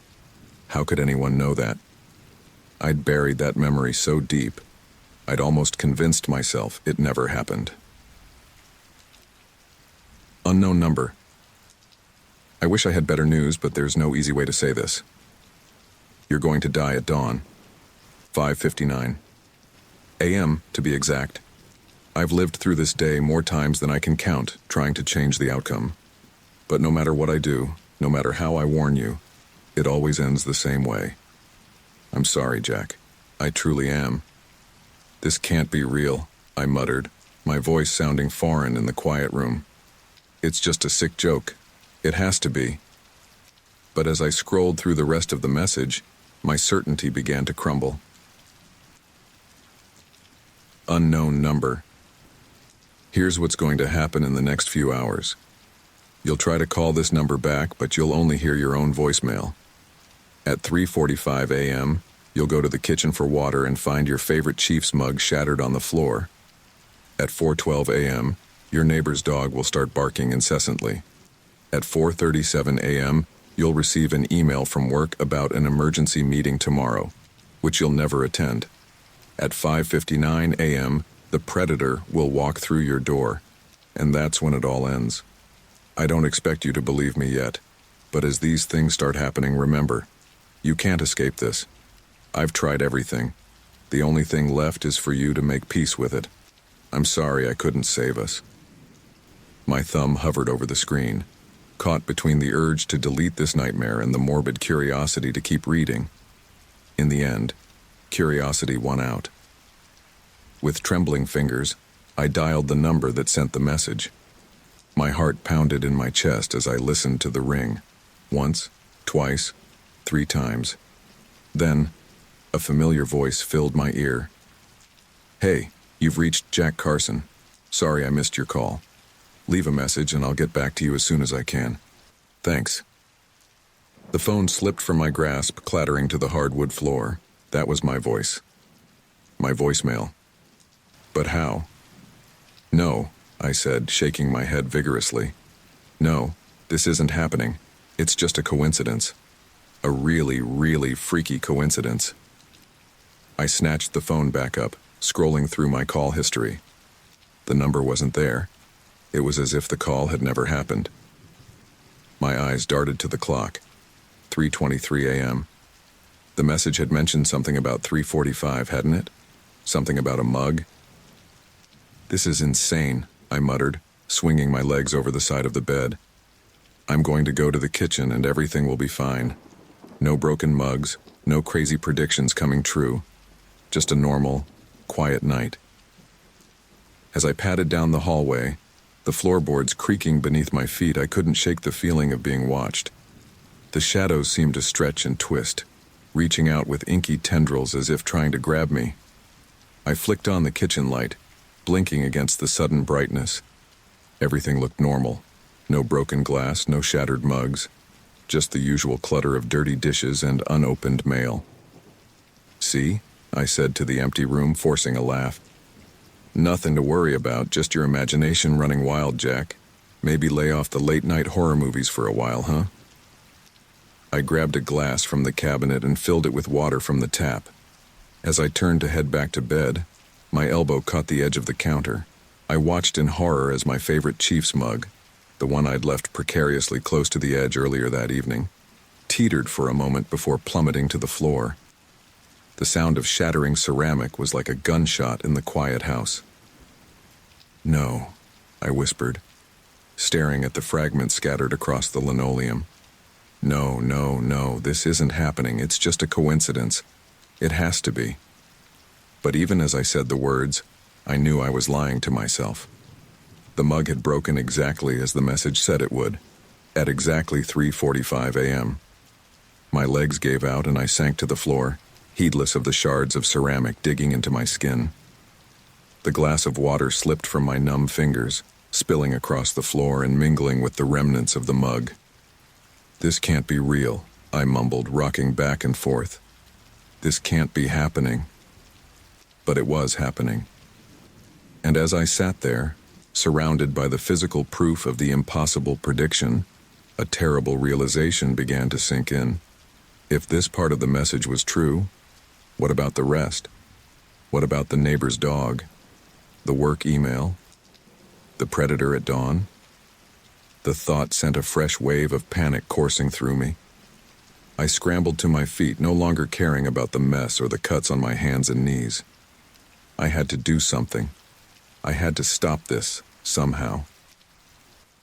As I rushed back to my bedroom to grab my phone, a new sound cut through the night, the frantic barking of a dog. I froze, my heart pounding so hard I thought it might burst from my chest. I glanced at the microwave clock as I passed the kitchen. 4:12 a.m. The soft glow of my phone screen illuminated my face in the dim light of early morning. My fingers flew across the device, desperately searching for any trace of the mysterious message that had turned my world upside down. I scrolled through my call logs, text messages, and even my deleted items folder, but there was nothing. It was as if the message had never existed. "This doesn't make any sense," I muttered to myself, running a hand through my disheveled hair. "It has to be here somewhere." I checked my phone's storage, thinking perhaps the message had been hidden in some obscure folder. Nothing. I even went as far as to reset my phone to factory settings, hoping that it might somehow reveal the elusive text. But as the device rebooted, my heart sank. The message was gone, along with any proof that I wasn't losing my mind. The neighbor's dog had finally stopped barking, but the silence that followed was far from comforting. It felt oppressive, like the calm before a storm. I glanced at the clock. 5:30 a.m. The sun would be rising soon. and with it the deadline set by my future self. "No," I said aloud, shaking my head vigorously. "This isn't real. It can't be real. There has to be a logical explanation." In a burst of desperate energy, I dialed my best friend Mike. The phone rang several times before a groggy voice answered. "Hello?" Mike mumbled, clearly having been woken up. "Mike, thank God you answered. I need your help," I said, the words tumbling out in a rush. "Jack, do you have any idea what time it is?" Mike's voice was a mixture of concern and annoyance. "I know, I'm sorry, but this is important. I got this weird message and things are happening and I think I might be in danger and—" Whoa, slow down," Mike interrupted. "What message? What are you talking about?" I took a deep breath and explained everything. The text from my future self, the broken mug, the barking dog. As I spoke, I could hear the skepticism growing in Mike's voice. "Jack, buddy, are you sure you're okay? This sounds... well, it sounds pretty out there." "I know how it sounds, but I swear it's true. Look, when was the last time we talked? You can vouch for me, right? Tell me I haven't been acting weird or anything." There was a long pause on the other end of the line. When Mike spoke again, his voice was cautious. "Jack, we haven't spoken in days. The last time we talked was last Friday when we made plans for next weekend." My blood ran cold. "What? No, that's not possible. We just talked yesterday, remember? About the game? I'm sorry, man, but we didn't. Are you sure you're all right? Maybe you should get some sleep. We can talk about this later, okay?" I wanted to argue, to make him understand, but the doubt in his voice was clear. Yeah, okay. Sorry for waking you. I'll talk to you later." I ended the call, feeling more lost and alone than ever. If Mike couldn't corroborate my story, who could? In a moment of desperate clarity, I decided to go to the police. Surely they would take me seriously. They had to. I threw on some clothes and rushed out to my car. The drive to the police station was a blur, my mind racing with all the things I would tell them. They would help. They had to help. As I burst through the doors of the station, a startled officer looked up from his desk. "Can I help you, sir?" he asked, his hand instinctively moving towards his weapon. "Yes, please," I said, trying to catch my breath. "I need to report a threat. I think someone's trying to kill me." The officer's expression shifted from alarm to skepticism. "All right, sir. Why don't you have a seat and tell me what's going on?" I poured out my story, showing him my phone, trying to make him understand the gravity of the situation. But with each word, I could see the disbelief growing in his eyes. "Mr. Carson," the officer said when I finally finished, "I understand you're upset, but what you're describing, well, it sounds like it could be a prank. Or perhaps you're under a lot of stress." "It's not a prank," I insisted, my voice rising. "I know how it sounds, but you have to believe me. Someone is going to try to kill me at dawn. Please, you have to do something." The officer sighed, sharing a look with his colleague. "Sir, we take all threats seriously, but without any concrete evidence, there's not much we can do. My advice would be to go home, get some rest, and if you're still concerned, maybe talk to someone. A professional, you know." I couldn't believe what I was hearing. They thought I was crazy, or worse, that I was wasting their time with some elaborate hoax. "Fine," I said, standing up abruptly. "Fine, I'll go. But when they find my body, I hope you remember this conversation." I stormed out of the station, ignoring the concerned looks from the officers. The drive home was a blur of anger and fear. How could no one believe me?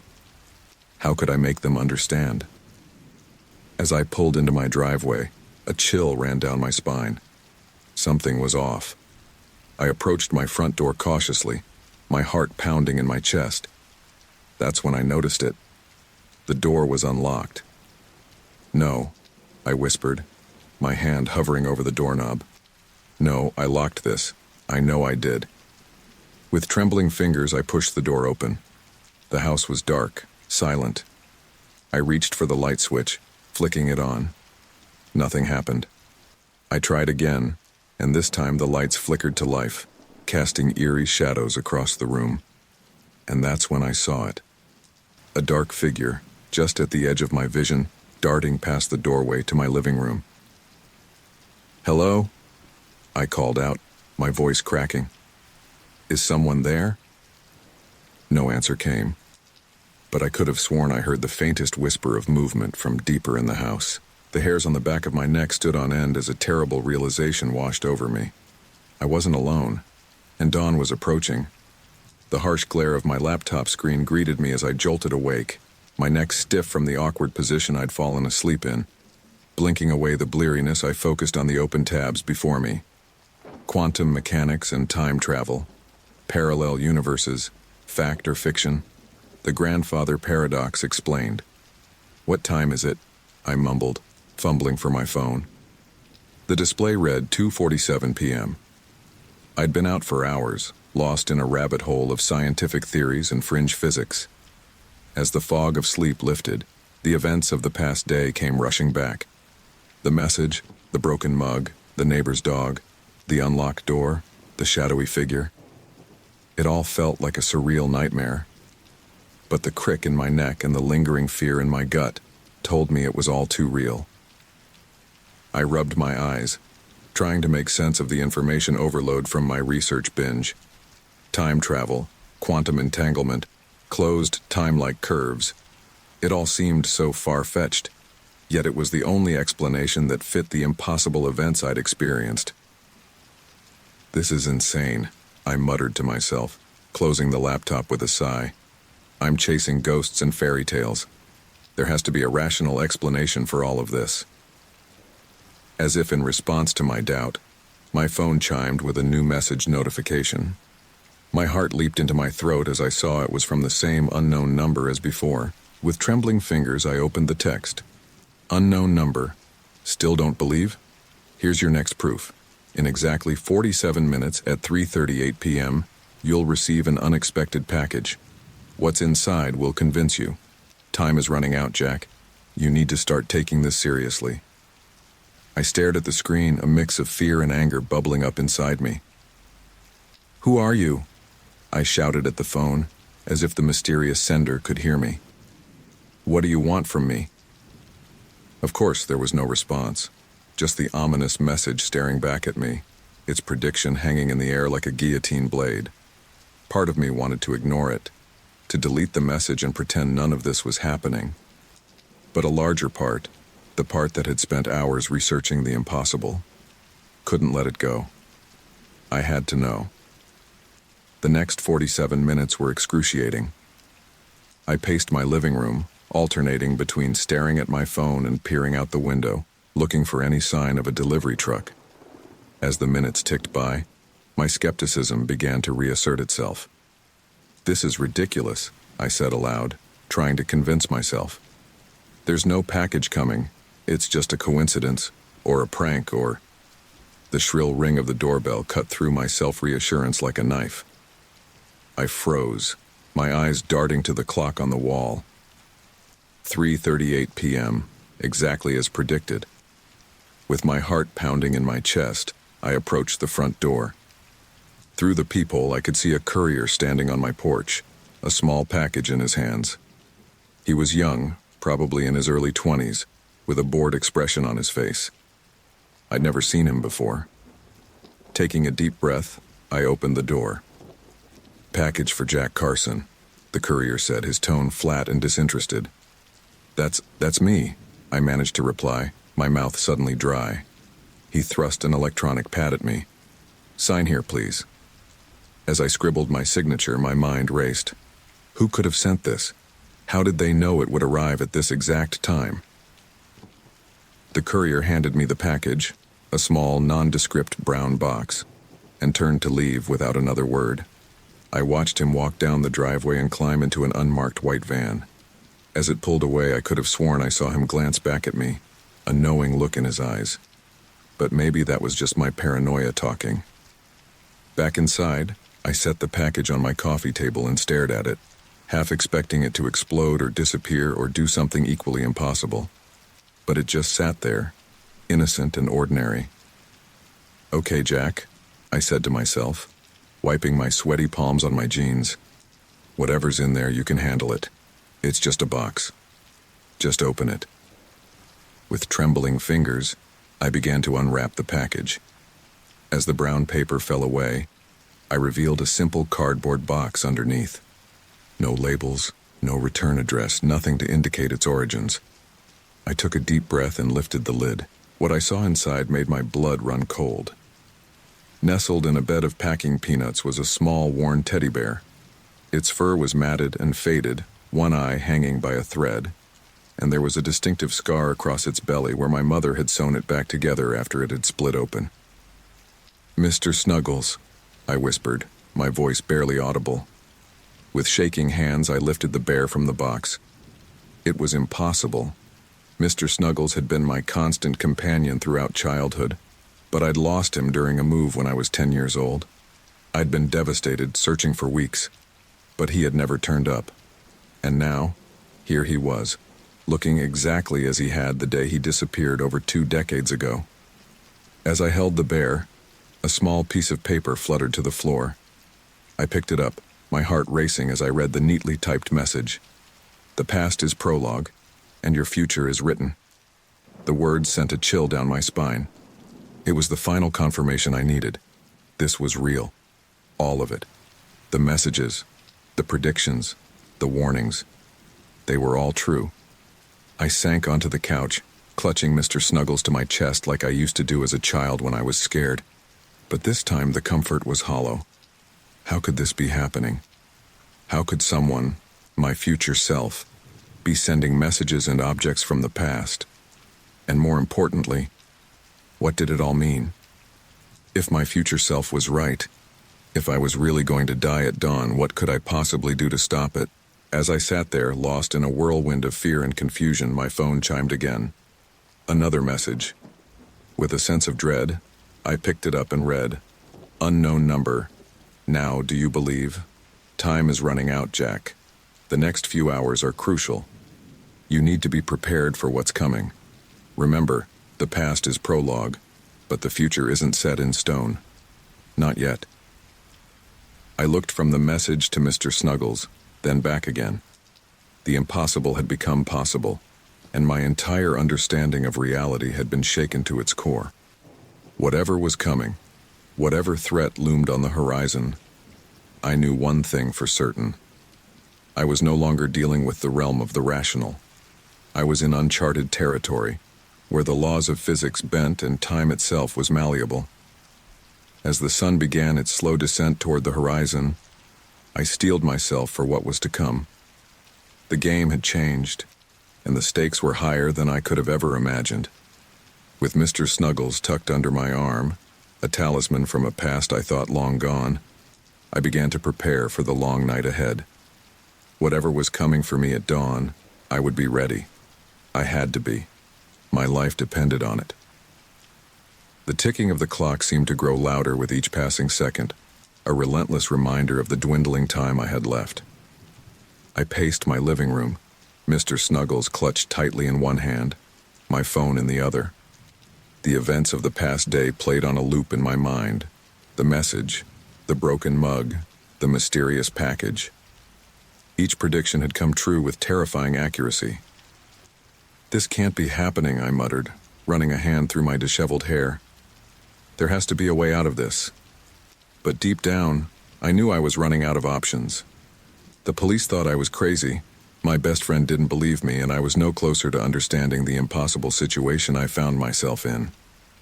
As panic began to set in, a memory surfaced. A conversation from years ago at a college party. It had seemed ridiculous at the time, but now... With trembling fingers, I scrolled through my contacts until I found the name I was looking for. Evelyn Marsh. We'd barely spoken since college, but I remembered her passionate speeches about the paranormal, the unexplained, the things that science couldn't account for. At the time, I'd dismissed her as eccentric. Now, she might be my only hope. I hit the call button, my heart pounding as I listened to it ring. Once, twice, 3 times. "Hello?" A sleepy voice answered. "Evelyn? It's Jack Carson. From college?" I'm sorry to call out of the blue like this, but I need your help.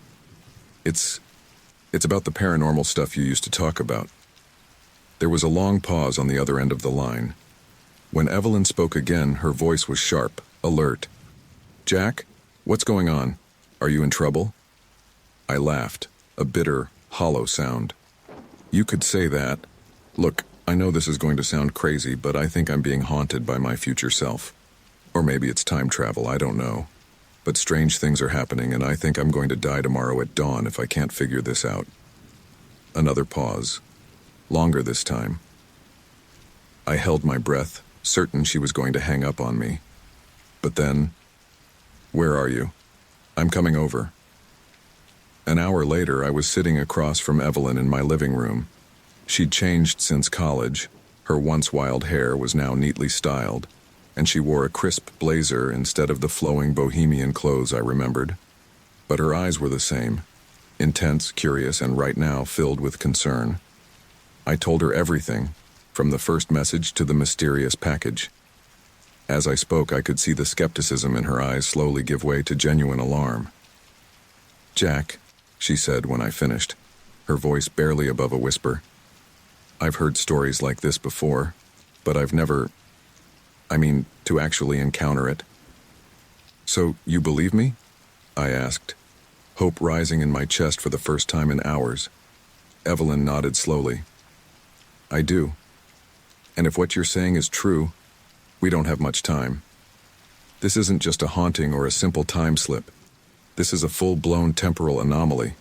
Your future self is trying to change the past, your present, and that's incredibly dangerous. Dangerous how? I asked, leaning forward. Think of time like a river, Evelyn explained, her hands moving animatedly. It has a natural flow, a course it's meant to follow. What your future self is doing is like trying to make the river flow backward. It creates ripples, distortions in the fabric of reality. And if we're not careful, those ripples could turn into waves that could wash away everything, past, present, and future. I felt the blood drain from my face. So what do we do? Evelyn bit her lip, thinking hard. Then, seemingly coming to a decision, she reached into her bag and pulled out a small wooden box. I've never used this before, she said, her voice low. It's been passed down in my family for generations. We're supposed to use it only in the direst of circumstances. She opened the box, revealing a strange amulet nestled on a bed of velvet. It was made of a dull metal I couldn't identify, etched with symbols I'd never seen before. At its center was a stone that seemed to shift colors as I looked at it, never settling on a single hue. This amulet is said to protect against temporal anomalies, Evelyn explained. It anchors the wearer in their own time, preventing them from being swept away by changes to the timeline. It might be your only chance, Jack. I stared at the amulet, a mix of hope and skepticism warring within me. And you think this will work? Evelyn met my gaze, her eyes serious. I don't know. But at this point, what do you have to lose? She had a point. I reached for the amulet, the metal cool against my skin as I lifted it from the box. As I moved to put it around my neck, Evelyn grabbed my wrist. Wait, she said, her voice urgent. There's something you need to know. The amulet, it comes with a price. It will protect you, yes, but it will also show you things. Visions of other timelines, paths not taken. It can be overwhelming. I swallowed hard, looking from the amulet to Evelyn and back again. I understand, I said, my voice steadier than I felt. But like you said, what choice do I have? Evelyn nodded, releasing my wrist. With a deep breath, I lifted the amulet and clasped it around my neck. For a moment, nothing happened. Then, without warning, a jolt of electricity surged through my body. I gasped, my back arching as every nerve ending seemed to catch fire. The world around me blurred, colors bleeding into one another like a watercolor painting left out in the rain. I could hear Evelyn calling my name, but her voice sounded distant, as if coming from the other end of a long tunnel. Images flashed before my eyes. Myself as a child, as an old man in worlds I didn't recognize. I saw cities burning, Oceans rising, stars exploding. I saw versions of myself living different lives, making different choices, dying in 1,000 different ways. And through it all, a sense of urgency, of time running out. A voice, my voice, but older, wearier, whispering in my ear. Remember, Jack, the past is prologue, and your future is written. But the ink isn't dry yet. Just as suddenly as it began, the vision stopped. I found myself on my knees in the living room, gasping for breath. Evelyn was kneeling beside me, her face pale with worry. Jack? Jack, can you hear me? Are you all right? I nodded weakly, my entire body trembling. The amulet felt heavy against my chest, pulsing with a strange, otherworldly energy. I saw things, I managed to say, my voice hoarse. So many things. Evelyn, what's happening to me? She helped me to my feet, guiding me to the couch. The amulet is working, she said, her voice a mixture of awe and concern. It's showing you the fluidity of time, the possibilities that exist. But Jack, we need to be careful. The more you see, the more you risk changing. And if you change too much... She didn't need to finish the sentence.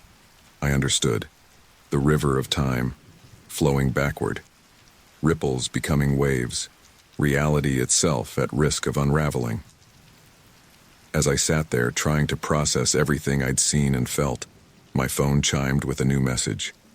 With shaking hands, I picked it up and read, "Unknown number." The amulet was a good choice, Jack, but it's only the beginning.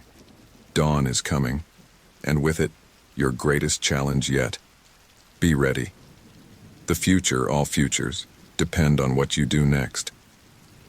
I looked up at Evelyn, seeing my own fear reflected in her eyes. Whatever was coming, whatever destiny awaited me at dawn, I knew one thing for certain. Nothing would ever be the same again. The clock on the wall continued its relentless ticking, counting down the hours until dawn. The world around me began to warp and distort, colors bleeding into one another like a watercolor painting left out in the rain. I felt a sudden, sickening lurch in my stomach as if I was falling from a great height. I squeezed my eyes shut, my hands instinctively clutching at the amulet around my neck. When the sensation finally subsided, I cautiously opened my eyes. I gasped, my heart racing as I took in my surroundings. I was still in my living room, but it wasn't quite right. The furniture was different, older and more worn. The walls, once a crisp white, were now a faded yellow. Dust motes danced in the air, illuminated by shafts of sunlight streaming through grimy windows. "What the hell?" I muttered, my voice sounding strange and hollow in the quiet room. I stumbled to my feet, my legs shaky beneath me. As I moved, something crunched under my shoe. Looking down, I saw a scattered pile of newspapers. Curious, I bent to pick one up and felt my blood run cold as I read the headline. "Local man still missing after 5 years. Jack Carson's disappearance remains unsolved." My hands trembling, I scanned the article. According to the paper, I had vanished without a trace on August 25th, 2019. Exactly 5 years ago from the date I had received the first message from my future self. "This can't be real," I whispered, dropping the newspaper as if it had burned me. "This has to be some kind of trick." But as I looked around the room, taking in the subtle changes, the years of neglect evident in every corner, a terrible realization began to dawn on me. This wasn't a trick. Somehow, impossibly, I had been transported to an alternate reality, one where I had disappeared 5 years ago. My mind reeled, trying to make sense of what was happening. Was this the future my other self had been trying to prevent? Or was it just one of many possible outcomes? Before I could ponder these questions further, a noise from upstairs caught my attention. A creak of floorboards, the sound of movement. My heart began to pound furiously in my chest.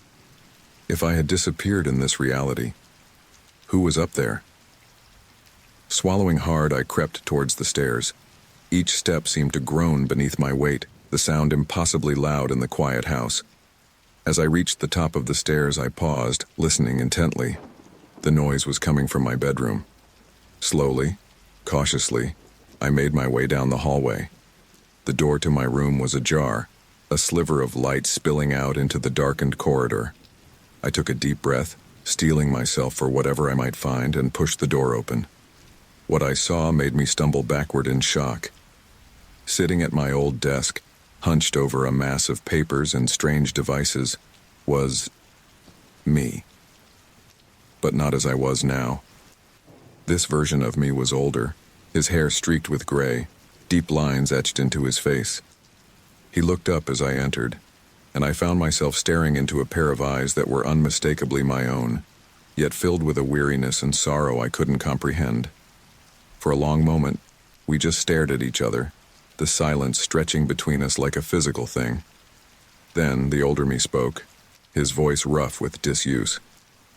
"So you finally made it," he said, a hint of a bitter smile playing at the corners of his mouth. "I was beginning to think you wouldn't come." I opened my mouth, then closed it again, at a loss for words. Finally, I managed to croak out, "Who? What? How is this possible?" The older me sighed, pushing back from the desk. "It's a long story, Jack. One that spans multiple timelines and more years than I care to count. But the short version, I'm you, from a future that we're trying to prevent." "We?" I asked, my mind struggling to keep up. "Yes, we. Me, you, and every other version of us across the multiverse who's realized what's at stake." He gestured to the papers on the desk. "I've been working for years, trying to find a way to change things, to stop the chain of events that leads to, well, to this." I took a step closer, peering at the desk. It was covered in complex equations, diagrams of what looked like wormholes, and strings of code I couldn't begin to understand. "But the messages, the warnings, that was you?" He nodded. "Some of them, yes. Others were from different versions of us. We've been trying to guide you to prepare you for what's coming. But it's not easy. The timeline, it resists change, and the more we push, the more it pushes back." I shook my head, trying to process all of this. "I don't understand. What's coming? What are we trying to prevent?" The older me opened his mouth to answer, but before he could speak, a high-pitched whine filled the air. The amulet around my neck began to grow hot, almost painfully so. "No," the older me said, his eyes widening in alarm. "Not yet. We're not ready." He lunged forward, reaching for me, but his hand passed right through my arm as if I were made of smoke. I looked down at my body, horrified to see that I was becoming translucent, fading away. "Listen to me, Jack," my older self said urgently, his voice growing fainter as the whine intensified. "You have to stop it. The experiment, the breach, all of it. If you don't, everything we know, everything we are, will cease to exist. You have to—" But I never heard the end of his sentence. With a final, deafening shriek from the amulet, the world around me dissolved into a kaleidoscope of color and sound. I felt myself being yanked backward, as if by some giant, unseen hand. When the world finally stopped spinning, I found myself back in my own living room, in my own time. I fell to my knees, gasping for breath, the amulet around my neck still burning hot against my skin. Evelyn was at my side in an instant, her face pale with concern. Jack, what happened? You disappeared for a moment. I couldn't see you." I looked up at her, my mind reeling from what I had just experienced. I saw myself, an older version of me, in a world where I'd disappeared 5 years ago. He was trying to tell me something important, but I got pulled back before he could finish. Evelyn's eyes widened. "A temporal shift," she whispered. "The amulet must have protected you from being fully pulled into that timeline, but it couldn't prevent the shift entirely." I nodded, struggling to my feet. My legs felt weak, as if I'd run a marathon. He said something about an experiment, a breach, that we had to stop it or everything would cease to exist. But I don't know what he meant. Evelyn was silent for a moment, her brow furrowed in thought. an experiment that could threaten all of existence. Jack, this is bigger than anything I've ever encountered. We need help. As if on cue, my phone chimed with a new message. With trembling hands, I picked it up and read, "Unknown number. Time is fracturing. The breach is widening. You've seen a glimpse of one possible future, but there are countless others, each more dire than the last. The key lies in your past, Jack. Find it before it's too late." I looked up at Evelyn, seeing my own fear and determination reflected in her eyes. Whatever was coming, whatever this breach was, we had to stop it. The fate of not just our timeline, but all timelines hung in the balance. As the amulet cooled against my skin, I could almost feel the weight of countless possible futures pressing down upon me. The clock was ticking, and somewhere out there, in the tangled web of time and space, an experiment was about to change everything. We had to find the key. We had to stop the breach, and we were running out of time. The amulet's residual heat pulsed against my chest, a constant reminder of the impossible journey I'd just experienced. Evelyn paced the room, her brow furrowed in concentration, while I sat at my desk, surrounded by a chaotic array of papers, printouts of the mysterious messages, and hastily scribbled notes. "Okay," I muttered, more to myself than to Evelyn. "We need to figure this out. There has to be a pattern, something we're missing." I spread out the messages, my eyes darting from one to another. The words seemed to blur together, a jumble of warnings and cryptic hints. But as I stared at them, something began to nag at the back of my mind. "Wait a second," I said, sitting up straighter. "Evelyn, look at this." She hurried over, leaning in to see what I was pointing at. "The first letters of each message," I explained, my excitement growing. "If you put them together, they spell out something." Evelyn's eyes widened as she saw it too. STORAGE UNIT 237, Storage Unit 237. I jumped to my feet, adrenaline surging through my veins. That has to be it, but where? We spent the next frantic hour searching online for storage facilities in the area. Finally, Evelyn let out a triumphant cry. "Got it! There's a place called Timeless Storage on the outskirts of town, and get this, their slogan is, 'Where the past meets the future.'" I felt a chill run down my spine. That can't be a coincidence. We need to go there now. The drive across town was tense, each minute feeling like an hour. I kept glancing at the clock, acutely aware of the approaching dawn and the dire warning from my future self. As we pulled into the storage facility, I couldn't shake the feeling that we were being watched. The place was deserted, rows upon rows of identical metal units stretching out before us. "There," Evelyn pointed. "Unit 237. We approached cautiously. The unit's padlock looked old and rusted, but as I reached out to touch it, it fell open in my hand. "Okay, that's creepy," I muttered. "Jack," Evelyn said, her voice tight with tension. "Whatever's in there, we need to be prepared. This could change everything." I nodded, took a deep breath, and rolled up the door. The smell hit us first, musty and old, like a library that hadn't seen sunlight in decades. As our eyes adjusted to the gloom, we saw stacks upon stacks of journals, their leather covers cracked and faded with age. "My God," Evelyn whispered. "There must be hundreds of them."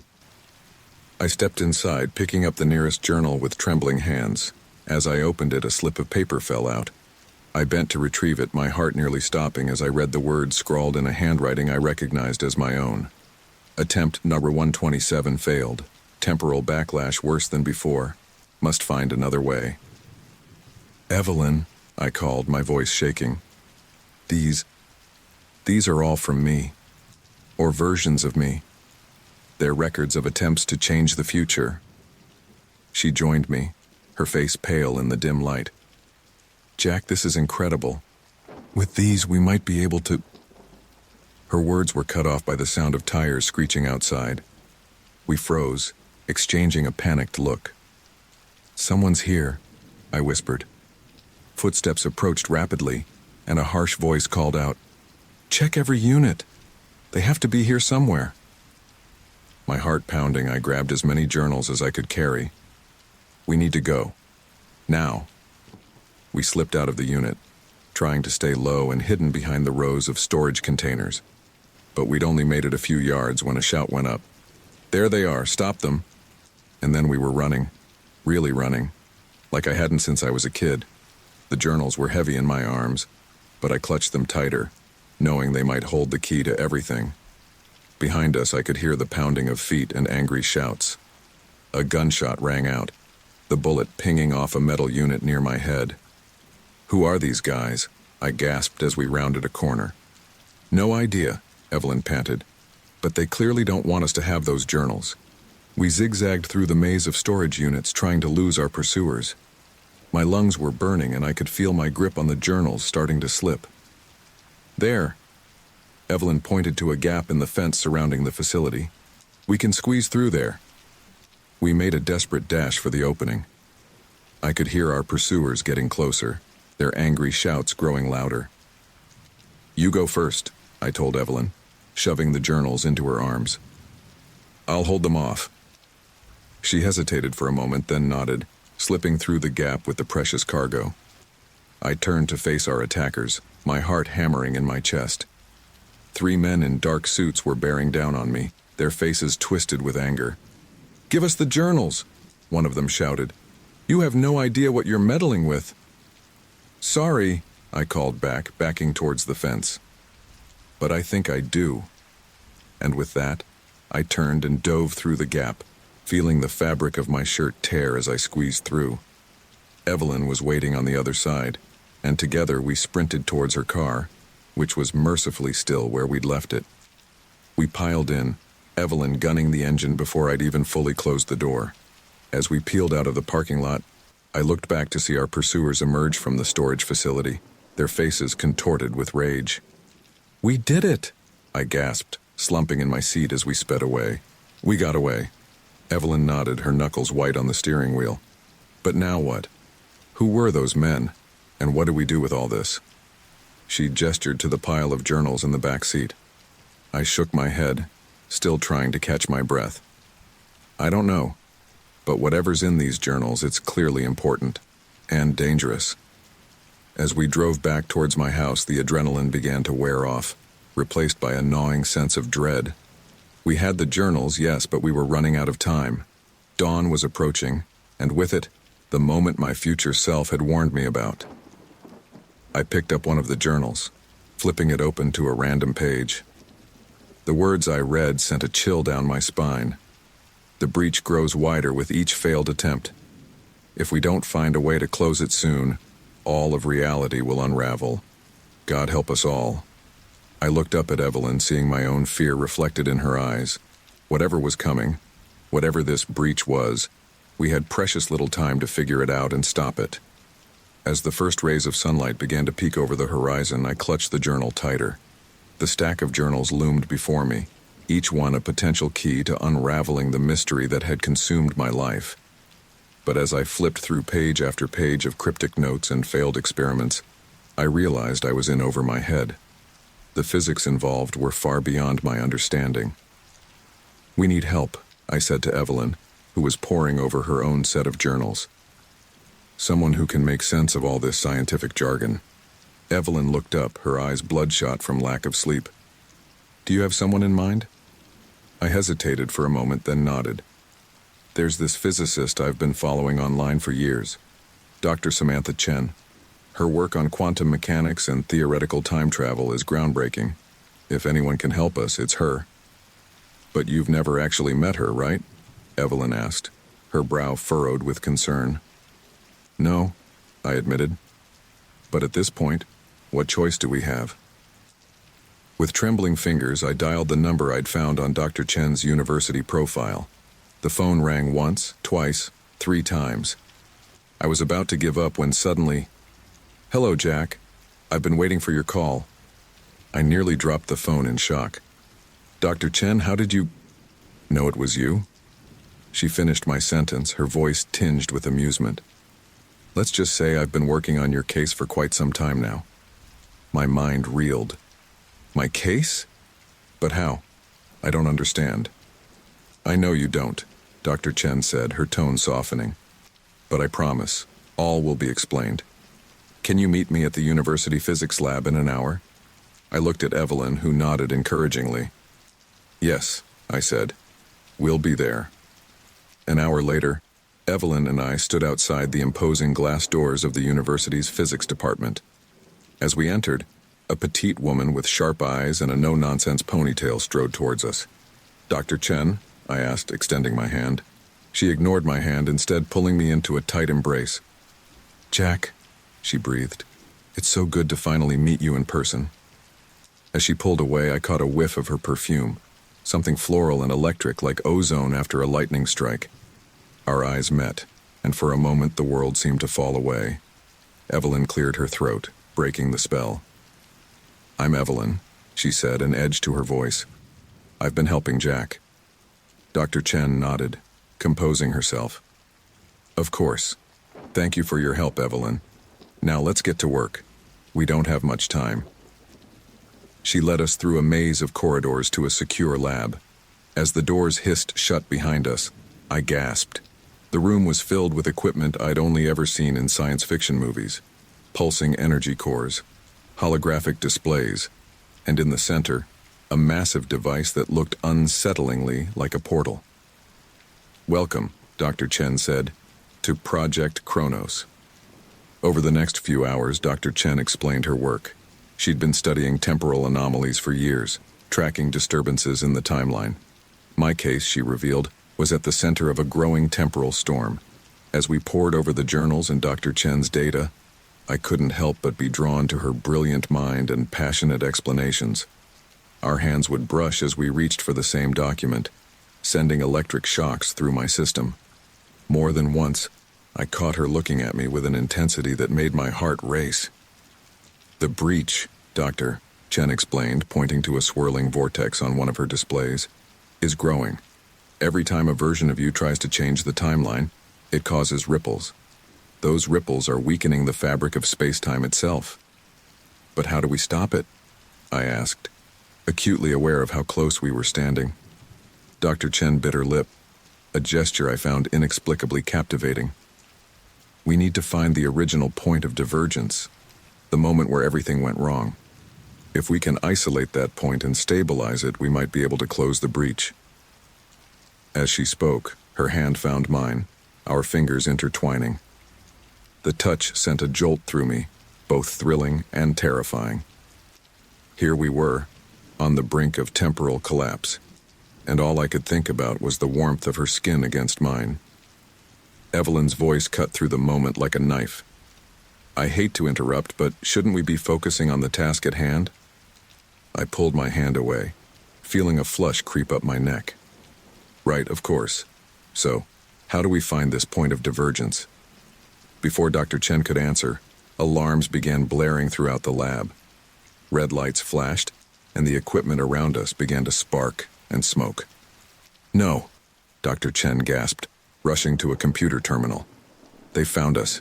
We need to go now. Who's found us? I asked, but my question was answered by the sound of the lab doors being blown off their hinges. Through the smoke and debris strode a group of figures in sleek, futuristic uniforms. Their leader, a stern-faced woman with silver hair, stepped forward. Dr. Samantha Chen, she announced, her voice cold and authoritative. By the authority of the Temporal Enforcement Agency, you are under arrest for violation of the Prime Temporal Directive. Run! Dr. Chen shouted, grabbing my hand and pulling me towards a back exit. What followed was a blur of action. Evelyn, Dr. Chen, and I raced through the university corridors, the temporal enforcement agents hot on our heels.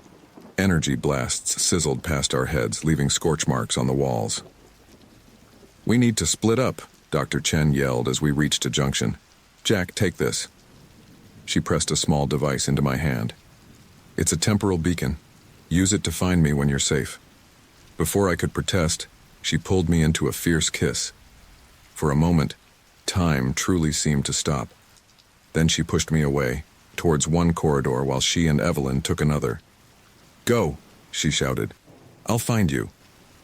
Torn between following her and ensuring my own escape, I hesitated for a crucial second. That's when I felt a hand grasp my shoulder, spinning me around. I found myself face to face with one of the temporal enforcement agents. "Come with me," he growled. "We need to talk." I lashed out, my fist connecting with his jaw. He staggered back, and I took the opportunity to run. I could hear shouts and footsteps behind me, but I didn't dare look back. I ran until my lungs burned and my legs felt like jelly. Finally, I found myself in a quiet part of the campus, hidden behind a cluster of trees. As I caught my breath, the reality of the situation crashed down on me. I was alone, separated from both Evelyn and Dr. Chen. The temporal enforcement agents were after us, and I had no idea who to trust. I looked down at the device Dr. Chen had given me. The temporal beacon pulsed softly in my hand, a lifeline to a woman I'd just met but felt inexplicably drawn to. But could I trust her? Could I trust anyone? As the sun began to set, casting long shadows across the campus, I realized that my race against time had become far more complicated than I could have ever imagined. With enemies closing in and allies scattered, I had to make a choice. Use the beacon and risk everything, or go it alone in a world where time itself was unraveling. The weight of countless possible futures pressed down on me as I stared at the pulsing beacon. Whatever choice I made, I knew one thing for certain. The clock was ticking, and the fate of all realities hung in the balance. The temporal beacon pulsed rhythmically in my palm, its soft blue glow a stark contrast to the encroaching darkness. I had been hiding in the campus woods for hours, torn between using the device and striking out on my own. As night fell, a chill wind rustled through the leaves, and I made my decision. "Here goes nothing," I muttered, activating the beacon. For a moment, nothing happened. Then a series of coordinates flashed across the tiny screen. With a deep breath, I set off into the night. The coordinates led me to the outskirts of town, where abandoned warehouses loomed like sleeping giants. As I approached one particularly dilapidated building, a memory tugged at the back of my mind. I pulled out one of the journals I had managed to keep with me and flipped through it frantically. "That's it," I whispered, my finger tracing a cryptic note I had overlooked before. "The convergence point, it's here."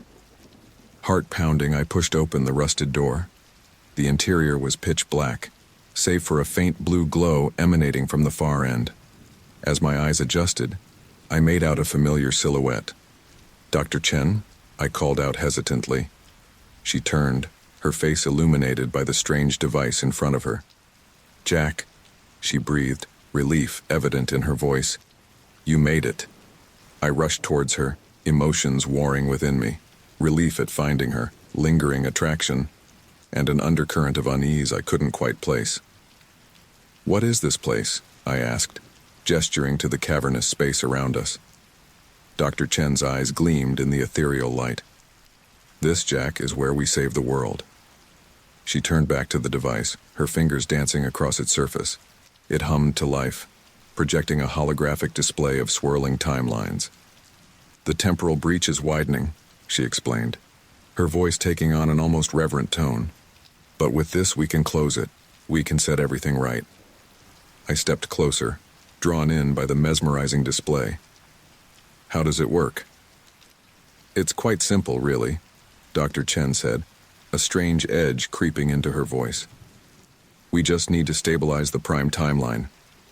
And for that, we need you." Before I could react, metallic restraints shot out from the device, clamping around my wrists and ankles. I struggled against them, panic rising in my throat. "Dr. Chen, what are you doing?" She turned to face me, and the look in her eyes sent a chill down my spine. Gone was the passionate scientist I had been drawn to. In her place stood someone colder, calculating. "Oh, Jack," she said, her voice dripping with false sympathy. "Did you really think it would be that easy? That you could just swoop in and save the day?" "I don't understand," I gasped, still fighting against the restraints. "You said you wanted to help me." Dr. Chen laughed, a harsh sound that echoed through the warehouse. "Help you? No, Jack. I needed you. There's a difference." She circled me slowly, like a predator toying with its prey. You see, the temporal breach isn't some accident to be fixed. It's an opportunity, a chance to reshape reality itself. You're insane, I spat. You'll destroy everything. I'll remake everything, she corrected, her eyes blazing with fervor. And your unique temporal signature is the key, the fulcrum point around which all timelines revolve. As the truth of her betrayal sank in, I felt a wave of despair wash over me. I had walked right into her trap, blinded by attraction and the desperate need for allies. Why? I asked, my voice barely above a whisper. Why go through all this? The messages, the journals, everything. Dr. Chen's face softened for a moment, an echo of the woman I thought I knew. Because it had to be you, Jack. It always had to be you. In every timeline, every iteration, you are the linchpin, and I am the constant. She reached out, her hand caressing my cheek. I jerked away from her touch, disgust and anger warring within me. You won't get away with this, I growled. Evelyn, the temporal enforcement agents, someone will stop you. Dr. Chen threw back her head and laughed. Oh, Jack. Sweet, naive Jack. Who do you think sent the temporal enforcement agents? It was all part of the plan, hurting you exactly where I needed you to be. She turned back to the device, making final adjustments. And as for your friend Evelyn, well, let's just say she's been neutralized. A cold dread settled in the pit of my stomach. What did you do to her? Nothing permanent, Dr. Chen said dismissively. She's simply been displaced, lost in the time stream. She'll turn up eventually. Probably. The device began to hum louder, the holographic display spinning faster. Dr. Chen's eyes gleamed with triumph as she reached for the final switch. And now, Jack, it's time to fulfill your destiny. With your temporal energy, I'll tear open the breach and reshape reality in my image. A perfect world with me as its architect. As her hand hovered over the switch, a voice rang out from the shadows. I wouldn't do that if I were you. We both turned to see a figure step into the light. My jaw dropped as I recognized the weathered face and graying hair of my older self from the alternate timeline. You, I gasped. My older self nodded grimly, his eyes fixed on Dr. Chen. Step away from the device, Samantha, it's over. Dr. Chen's face contorted with rage. You! How did you get here? This isn't possible. You're not the only one who can manipulate time, my older self said, his voice heavy with the weight of years I hadn't yet lived. I've been chasing you across timelines, trying to prevent this very moment. He turned to me, his eyes, my eyes, filled with a mixture of sorrow and determination. I'm sorry, Jack. I tried to warn you, to prepare you. But some things have to be experienced to be understood. As Dr. Chen lunged for the device's controls, my older self moved with surprising speed. In a flash, he had her pinned against the wall, a strange, glowing device pressed to her temple. It's time to end this, Samantha, he said, his voice barely above a whisper. For all our sakes. Dr. Chen's eyes darted between us, desperation clear on her face. You don't understand, she pleaded. I can fix everything, make it all perfect. There is no perfect, my older self said sadly. Only choices and consequences. With a flash of light, Dr. Chen vanished, leaving only a faint wisp of ozone in the air. My older self sagged against the wall, suddenly looking every one of his years. He fumbled with the device that had restrained me, and I felt the metallic bonds release. What did you do to her? I asked, rubbing my wrists. Sent her somewhere she can't hurt anyone, he replied wearily. A pocket dimension outside of time. She'll be comfortable but contained. I stared at him, 1,000 questions bubbling up. I don't understand any of this. How are you here? What happens now? My older self managed a wry smile. Now? Now we have a chance. A chance to set things right, to close the breach without destroying everything in the process. He gestured to the device Dr. Chen had built. This machine, It's more than just a weapon. Used correctly, it could be our salvation. But it'll take both of us to operate it safely. I looked at the swirling holographic display, then back at my older self. Both of us? But won't that cause some kind of paradox? He shook his head. In this moment, at the convergence point of all timelines, the normal rules don't apply. We are both the same and different, past and future existing simultaneously. As the implications sank in, I felt a glimmer of hope for the first time in what felt like ages. So we can fix this? Save everyone? My older self's expression turned grave. We can try. But Jack, you need to understand, there will be a cost. There always is when you meddle with time. I straightened my shoulders, feeling the weight of responsibility settle upon them. Whatever it takes, I said firmly. I'm ready. As we turned to face the machine that held the fate of all realities in its circuits, I couldn't help but wonder what price we would have to pay for our redemption. But with my older self beside me, a living testament to the resilience of the human spirit, I felt prepared to face whatever challenges lay ahead. The breach yawned before us, a swirling vortex of temporal energy. With a shared nod of determination, we reached for the controls, ready to rewrite the very fabric of time itself. The warehouse hummed with the energy of countless intersecting timelines.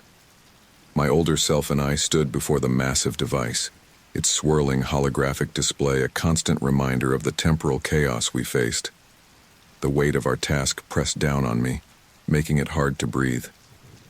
All right, I said, turning to my older counterpart. You said we have a chance to fix this, but I need to understand what we're dealing with. What's really going on here? My older self sighed, running a hand through his graying hair.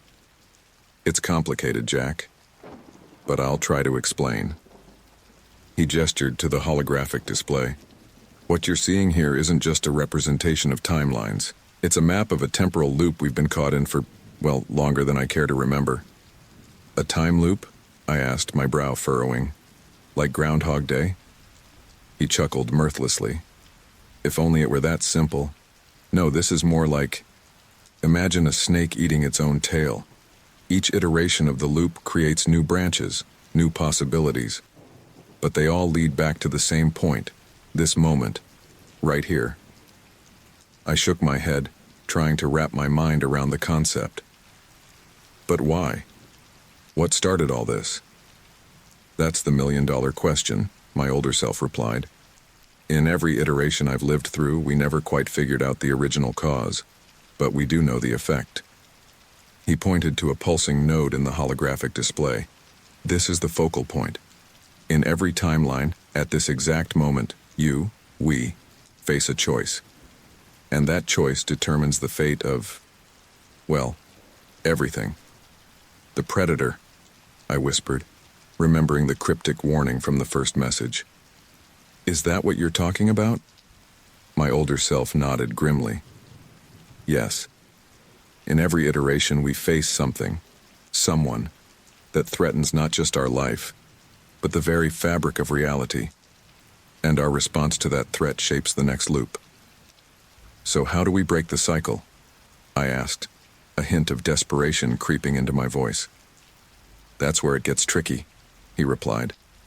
Breaking the loop could save us, yes, but it also risks unraveling the entire temporal tapestry. We're talking about the potential collapse of all realities. I felt the blood drain from my face. So we're damned if we do, damned if we don't? Not necessarily, my older self said, a glimmer of hope in his eyes. I think I've finally figured out a way to thread the needle, but it's risky, and we'll only get one shot at it. He began to explain his plan, his words painting a picture of temporal manipulation that made my head spin. As dawn approached, casting long shadows through the warehouse windows, we fine-tuned our strategy. So let me get this straight, I said, pacing nervously. We're going to use this device to create a localized time bubble, isolating the focal point of the loop. Then, when the predator appears, we'll attempt to merge the divergent timelines, essentially collapsing the loop in on itself. That's the gist of it, my older self confirmed. If we succeed, we should be able to break the cycle without causing a total collapse of reality. But the timing has to be perfect. As if on cue, an alarm blared from the device. My older self rushed to check the readout, his face paling. We've got company, multiple temporal signatures approaching fast. Dr. Chen? I asked, fear gripping my heart. He shook his head. Worse. Temporal enforcement agents, and... Yes, Dr. Chen's signature as well. They must have found a way to track us. What do we do? I asked, panic rising in my throat. We stick to the plan, my older self said firmly. I'll hold them off. You need to initiate the time bubble and prepare for the merger. Before I could protest, the warehouse doors burst open. A squad of temporal agents poured in, led by the silver-haired woman I'd seen earlier. And behind them, looking disheveled but no less determined, was Dr. Chen. Step away from the device, the lead agent shouted. You're interfering with the natural flow of time. My older self stepped forward, placing himself between me and the approaching group. You don't understand what you're dealing with, he called out. If we don't act now, everything will be lost. As he engaged the agents in a heated argument, I turned back to the device, my fingers flying over the controls as I'd been instructed. The holographic display shifted, a shimmering bubble beginning to form around the focal point. Jack! Dr. Chen's voice cut through the chaos. Don't listen to him. He's trying to destroy everything we've worked for. I spared her a glance, seeing the desperation in her eyes. For a moment I hesitated. Despite her betrayal, there was a part of me that still wanted to trust her, to believe that she had humanity's best interests at heart. But then I remembered the cold calculation in her eyes when she'd revealed her true plan. I steeled myself and returned to my task. The time bubble expanded, enveloping me and the device. Outside, I could see the agents and Dr. Chen moving in slow motion, their shouts muffled as if coming from underwater. It's working, I called out to my older self, who was now backing towards the bubble. He nodded, relief evident on his face. Good. Now, prepare yourself. The predator will be here any moment. As if summoned by his words, a low, menacing growl echoed through the warehouse. The air seemed to thicken, reality itself warping around a point just outside the time bubble. What is that? I gasped, my heart pounding so hard I thought it might burst from my chest. My older self's face was grim. That, Jack, is the predator, the linchpin of our temporal nightmare. As I watched in horror, a shape began to coalesce.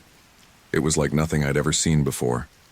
A writhing mass of darkness and light, constantly shifting and reforming. Tendrils of pure temporal energy lashed out from its core, hungrily reaching for the time bubble.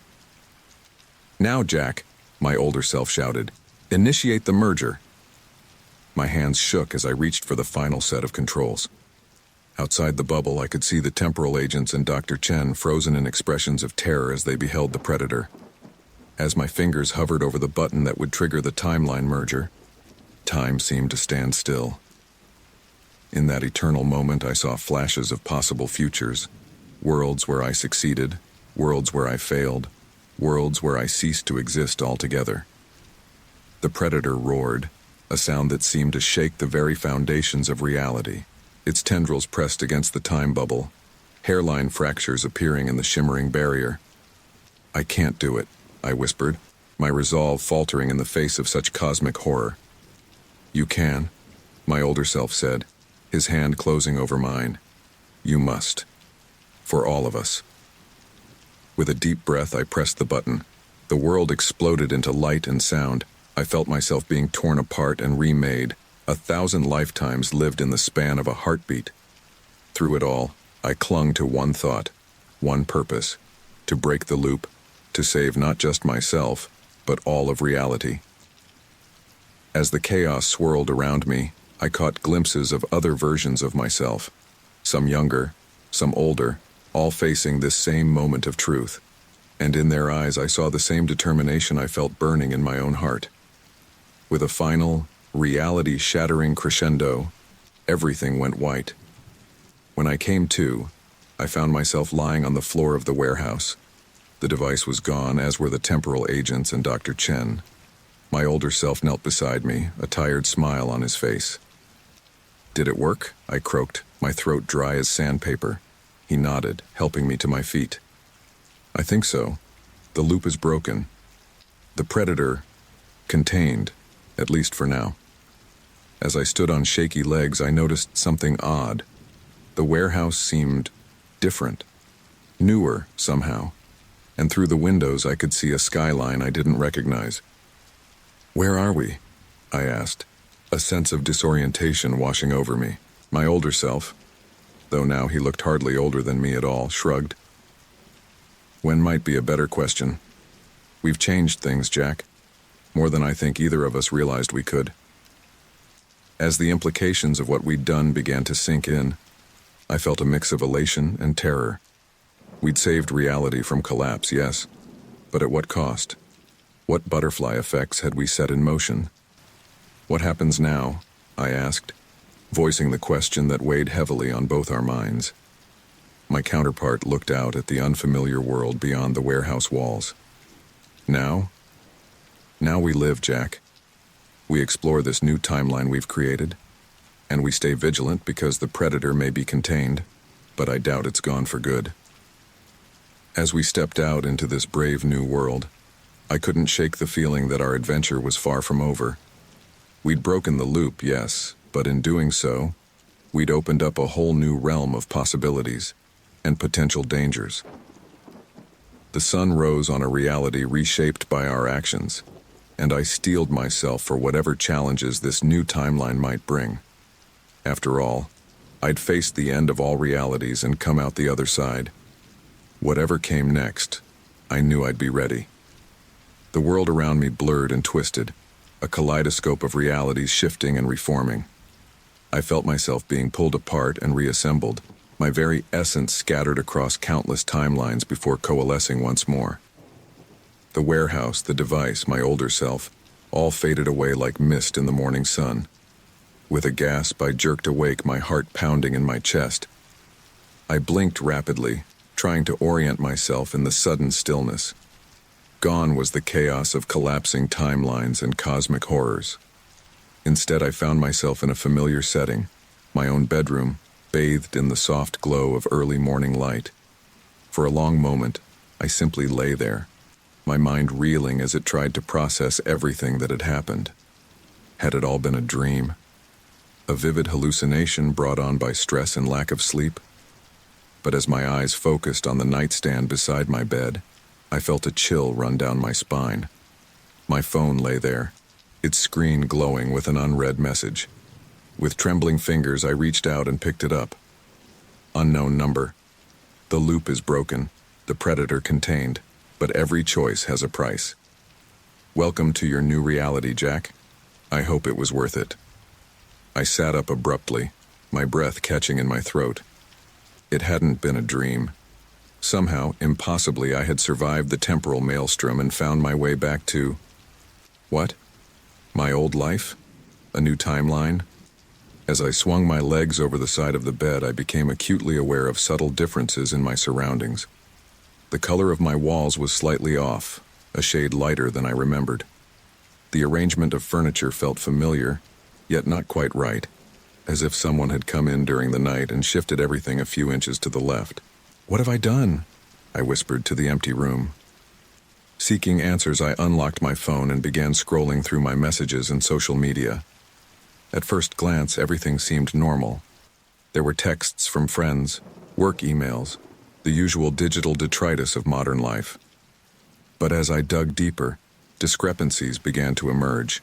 A text from my mother mentioned a family vacation I had no memory of taking.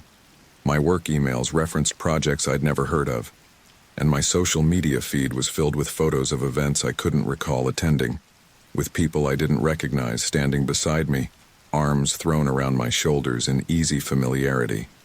A wave of vertigo washed over me, and I had to close my eyes for a moment to steady myself. When I opened them again, my gaze fell on a framed photo on my dresser.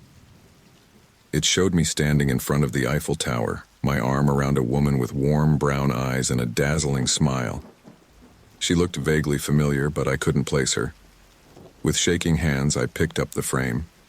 There, engraved on a small plaque at the bottom, were the words, Jack Evelyn, Paris, 2023.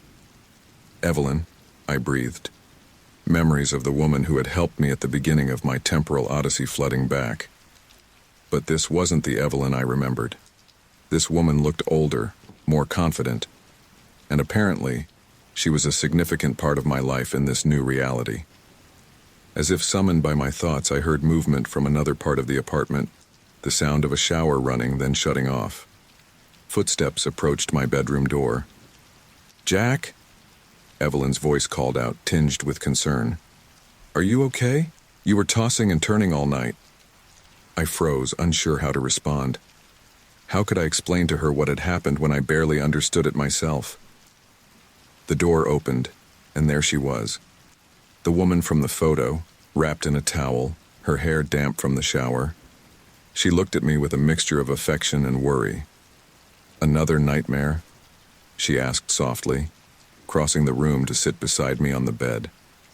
I nodded, not trusting myself to speak. She reached out and took my hand, her touch both comforting and strange. "Want to talk about it?" Evelyn prompted gently. I took a deep breath, trying to organize my thoughts. I'm not sure where to begin, I admitted. Everything feels different. Evelyn squeezed my hand. Different how? Like I've stepped into someone else's life, I said, the words tumbling out. I remember things, but they're not quite right. And there are gaps, whole chunks of my life that feel like they belong to someone else. I expected her to look confused, maybe even concerned for my mental state. Instead, a flicker of understanding passed across her face. "Oh, Jack," she sighed. "I was hoping. But I guess it was too much to expect that you'd come through unscathed." I stared at her, a glimmer of hope rising in my chest. You know? About the time loop? The predator?" Evelyn nodded slowly. "Not everything, I'm sure. But enough. In this timeline, we've been working together for years, trying to unravel the temporal tangle you found yourself in. When you disappeared 3 days ago, I was terrified we'd lost you for good." 3 days? I echoed, my mind reeling. But it felt like lifetimes. "Time is funny that way," Evelyn said with a sad smile. "Especially when you're bouncing between realities. But you're here now. You made it back." I shook my head, overwhelmed by the implications. But at what cost? This world, this life, it's not mine. Not really. Evelyn's expression softened. "Isn't it, though? You made the choice that led you here. This reality, for better or worse, is the result of your actions." As the weight of her words sank in, I felt a complex mix of emotions wash over me. Relief at having survived, guilt over the changes I'd wrought, and a creeping sense of loss for the life and memories I'd left behind. "What do I do now?" I asked, my voice barely above a whisper. Evelyn stood, pulling me to my feet. "Now? Now we face this new day, this new reality. Together." She led me to the window and drew back the curtains. Sunlight flooded the room, and I found myself blinking in the sudden brightness. As my eyes adjusted, I gasped at the view before me. The city skyline was both familiar and alien. Sleek, futuristic buildings stood alongside the landmarks I knew, their gleaming surfaces reflecting the morning light. Flying vehicles zipped between the towers, following invisible air lanes. And in the distance, a massive structure loomed, a towering spire that seemed to stretch up into the very fabric of the sky. "Welcome to 2030, Jack," Evelyn said softly. "A lot has changed while you were away." I stared out at this brave new world, my mind struggling to process everything I was seeing. How is this possible?" "Your actions didn't just break the time loop," Evelyn explained. They accelerated technological progress, pushed humanity forward in ways we're still trying to understand. The world you knew and the world that might have been. They've merged into something entirely new. As I watched the city come to life below, a thought struck me. The Predator, I said urgently, turning to Evelyn. Is it really contained? Her expression grew serious. For now, but we're keeping a close eye on temporal anomalies. Your older self, or should I say, the version of you from the collapsed timeline, he's been working with our team to develop early warning systems. I nodded, feeling a mix of relief and trepidation. The threat wasn't over, not entirely, but at least we were prepared. So what happens now? I asked, echoing the question I'd posed to my older self in what felt like another lifetime.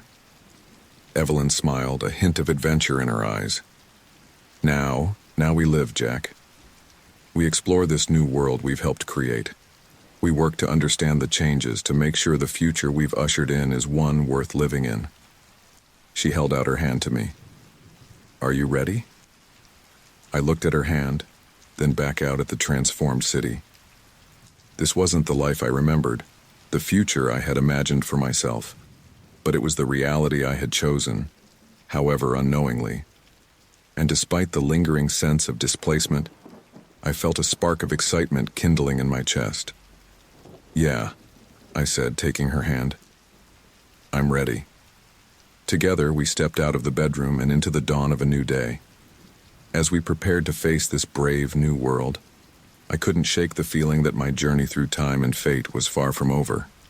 But whatever challenges lay ahead, whatever consequences of my choices were yet to unfold, I knew one thing for certain. I was exactly where and when I was meant to be.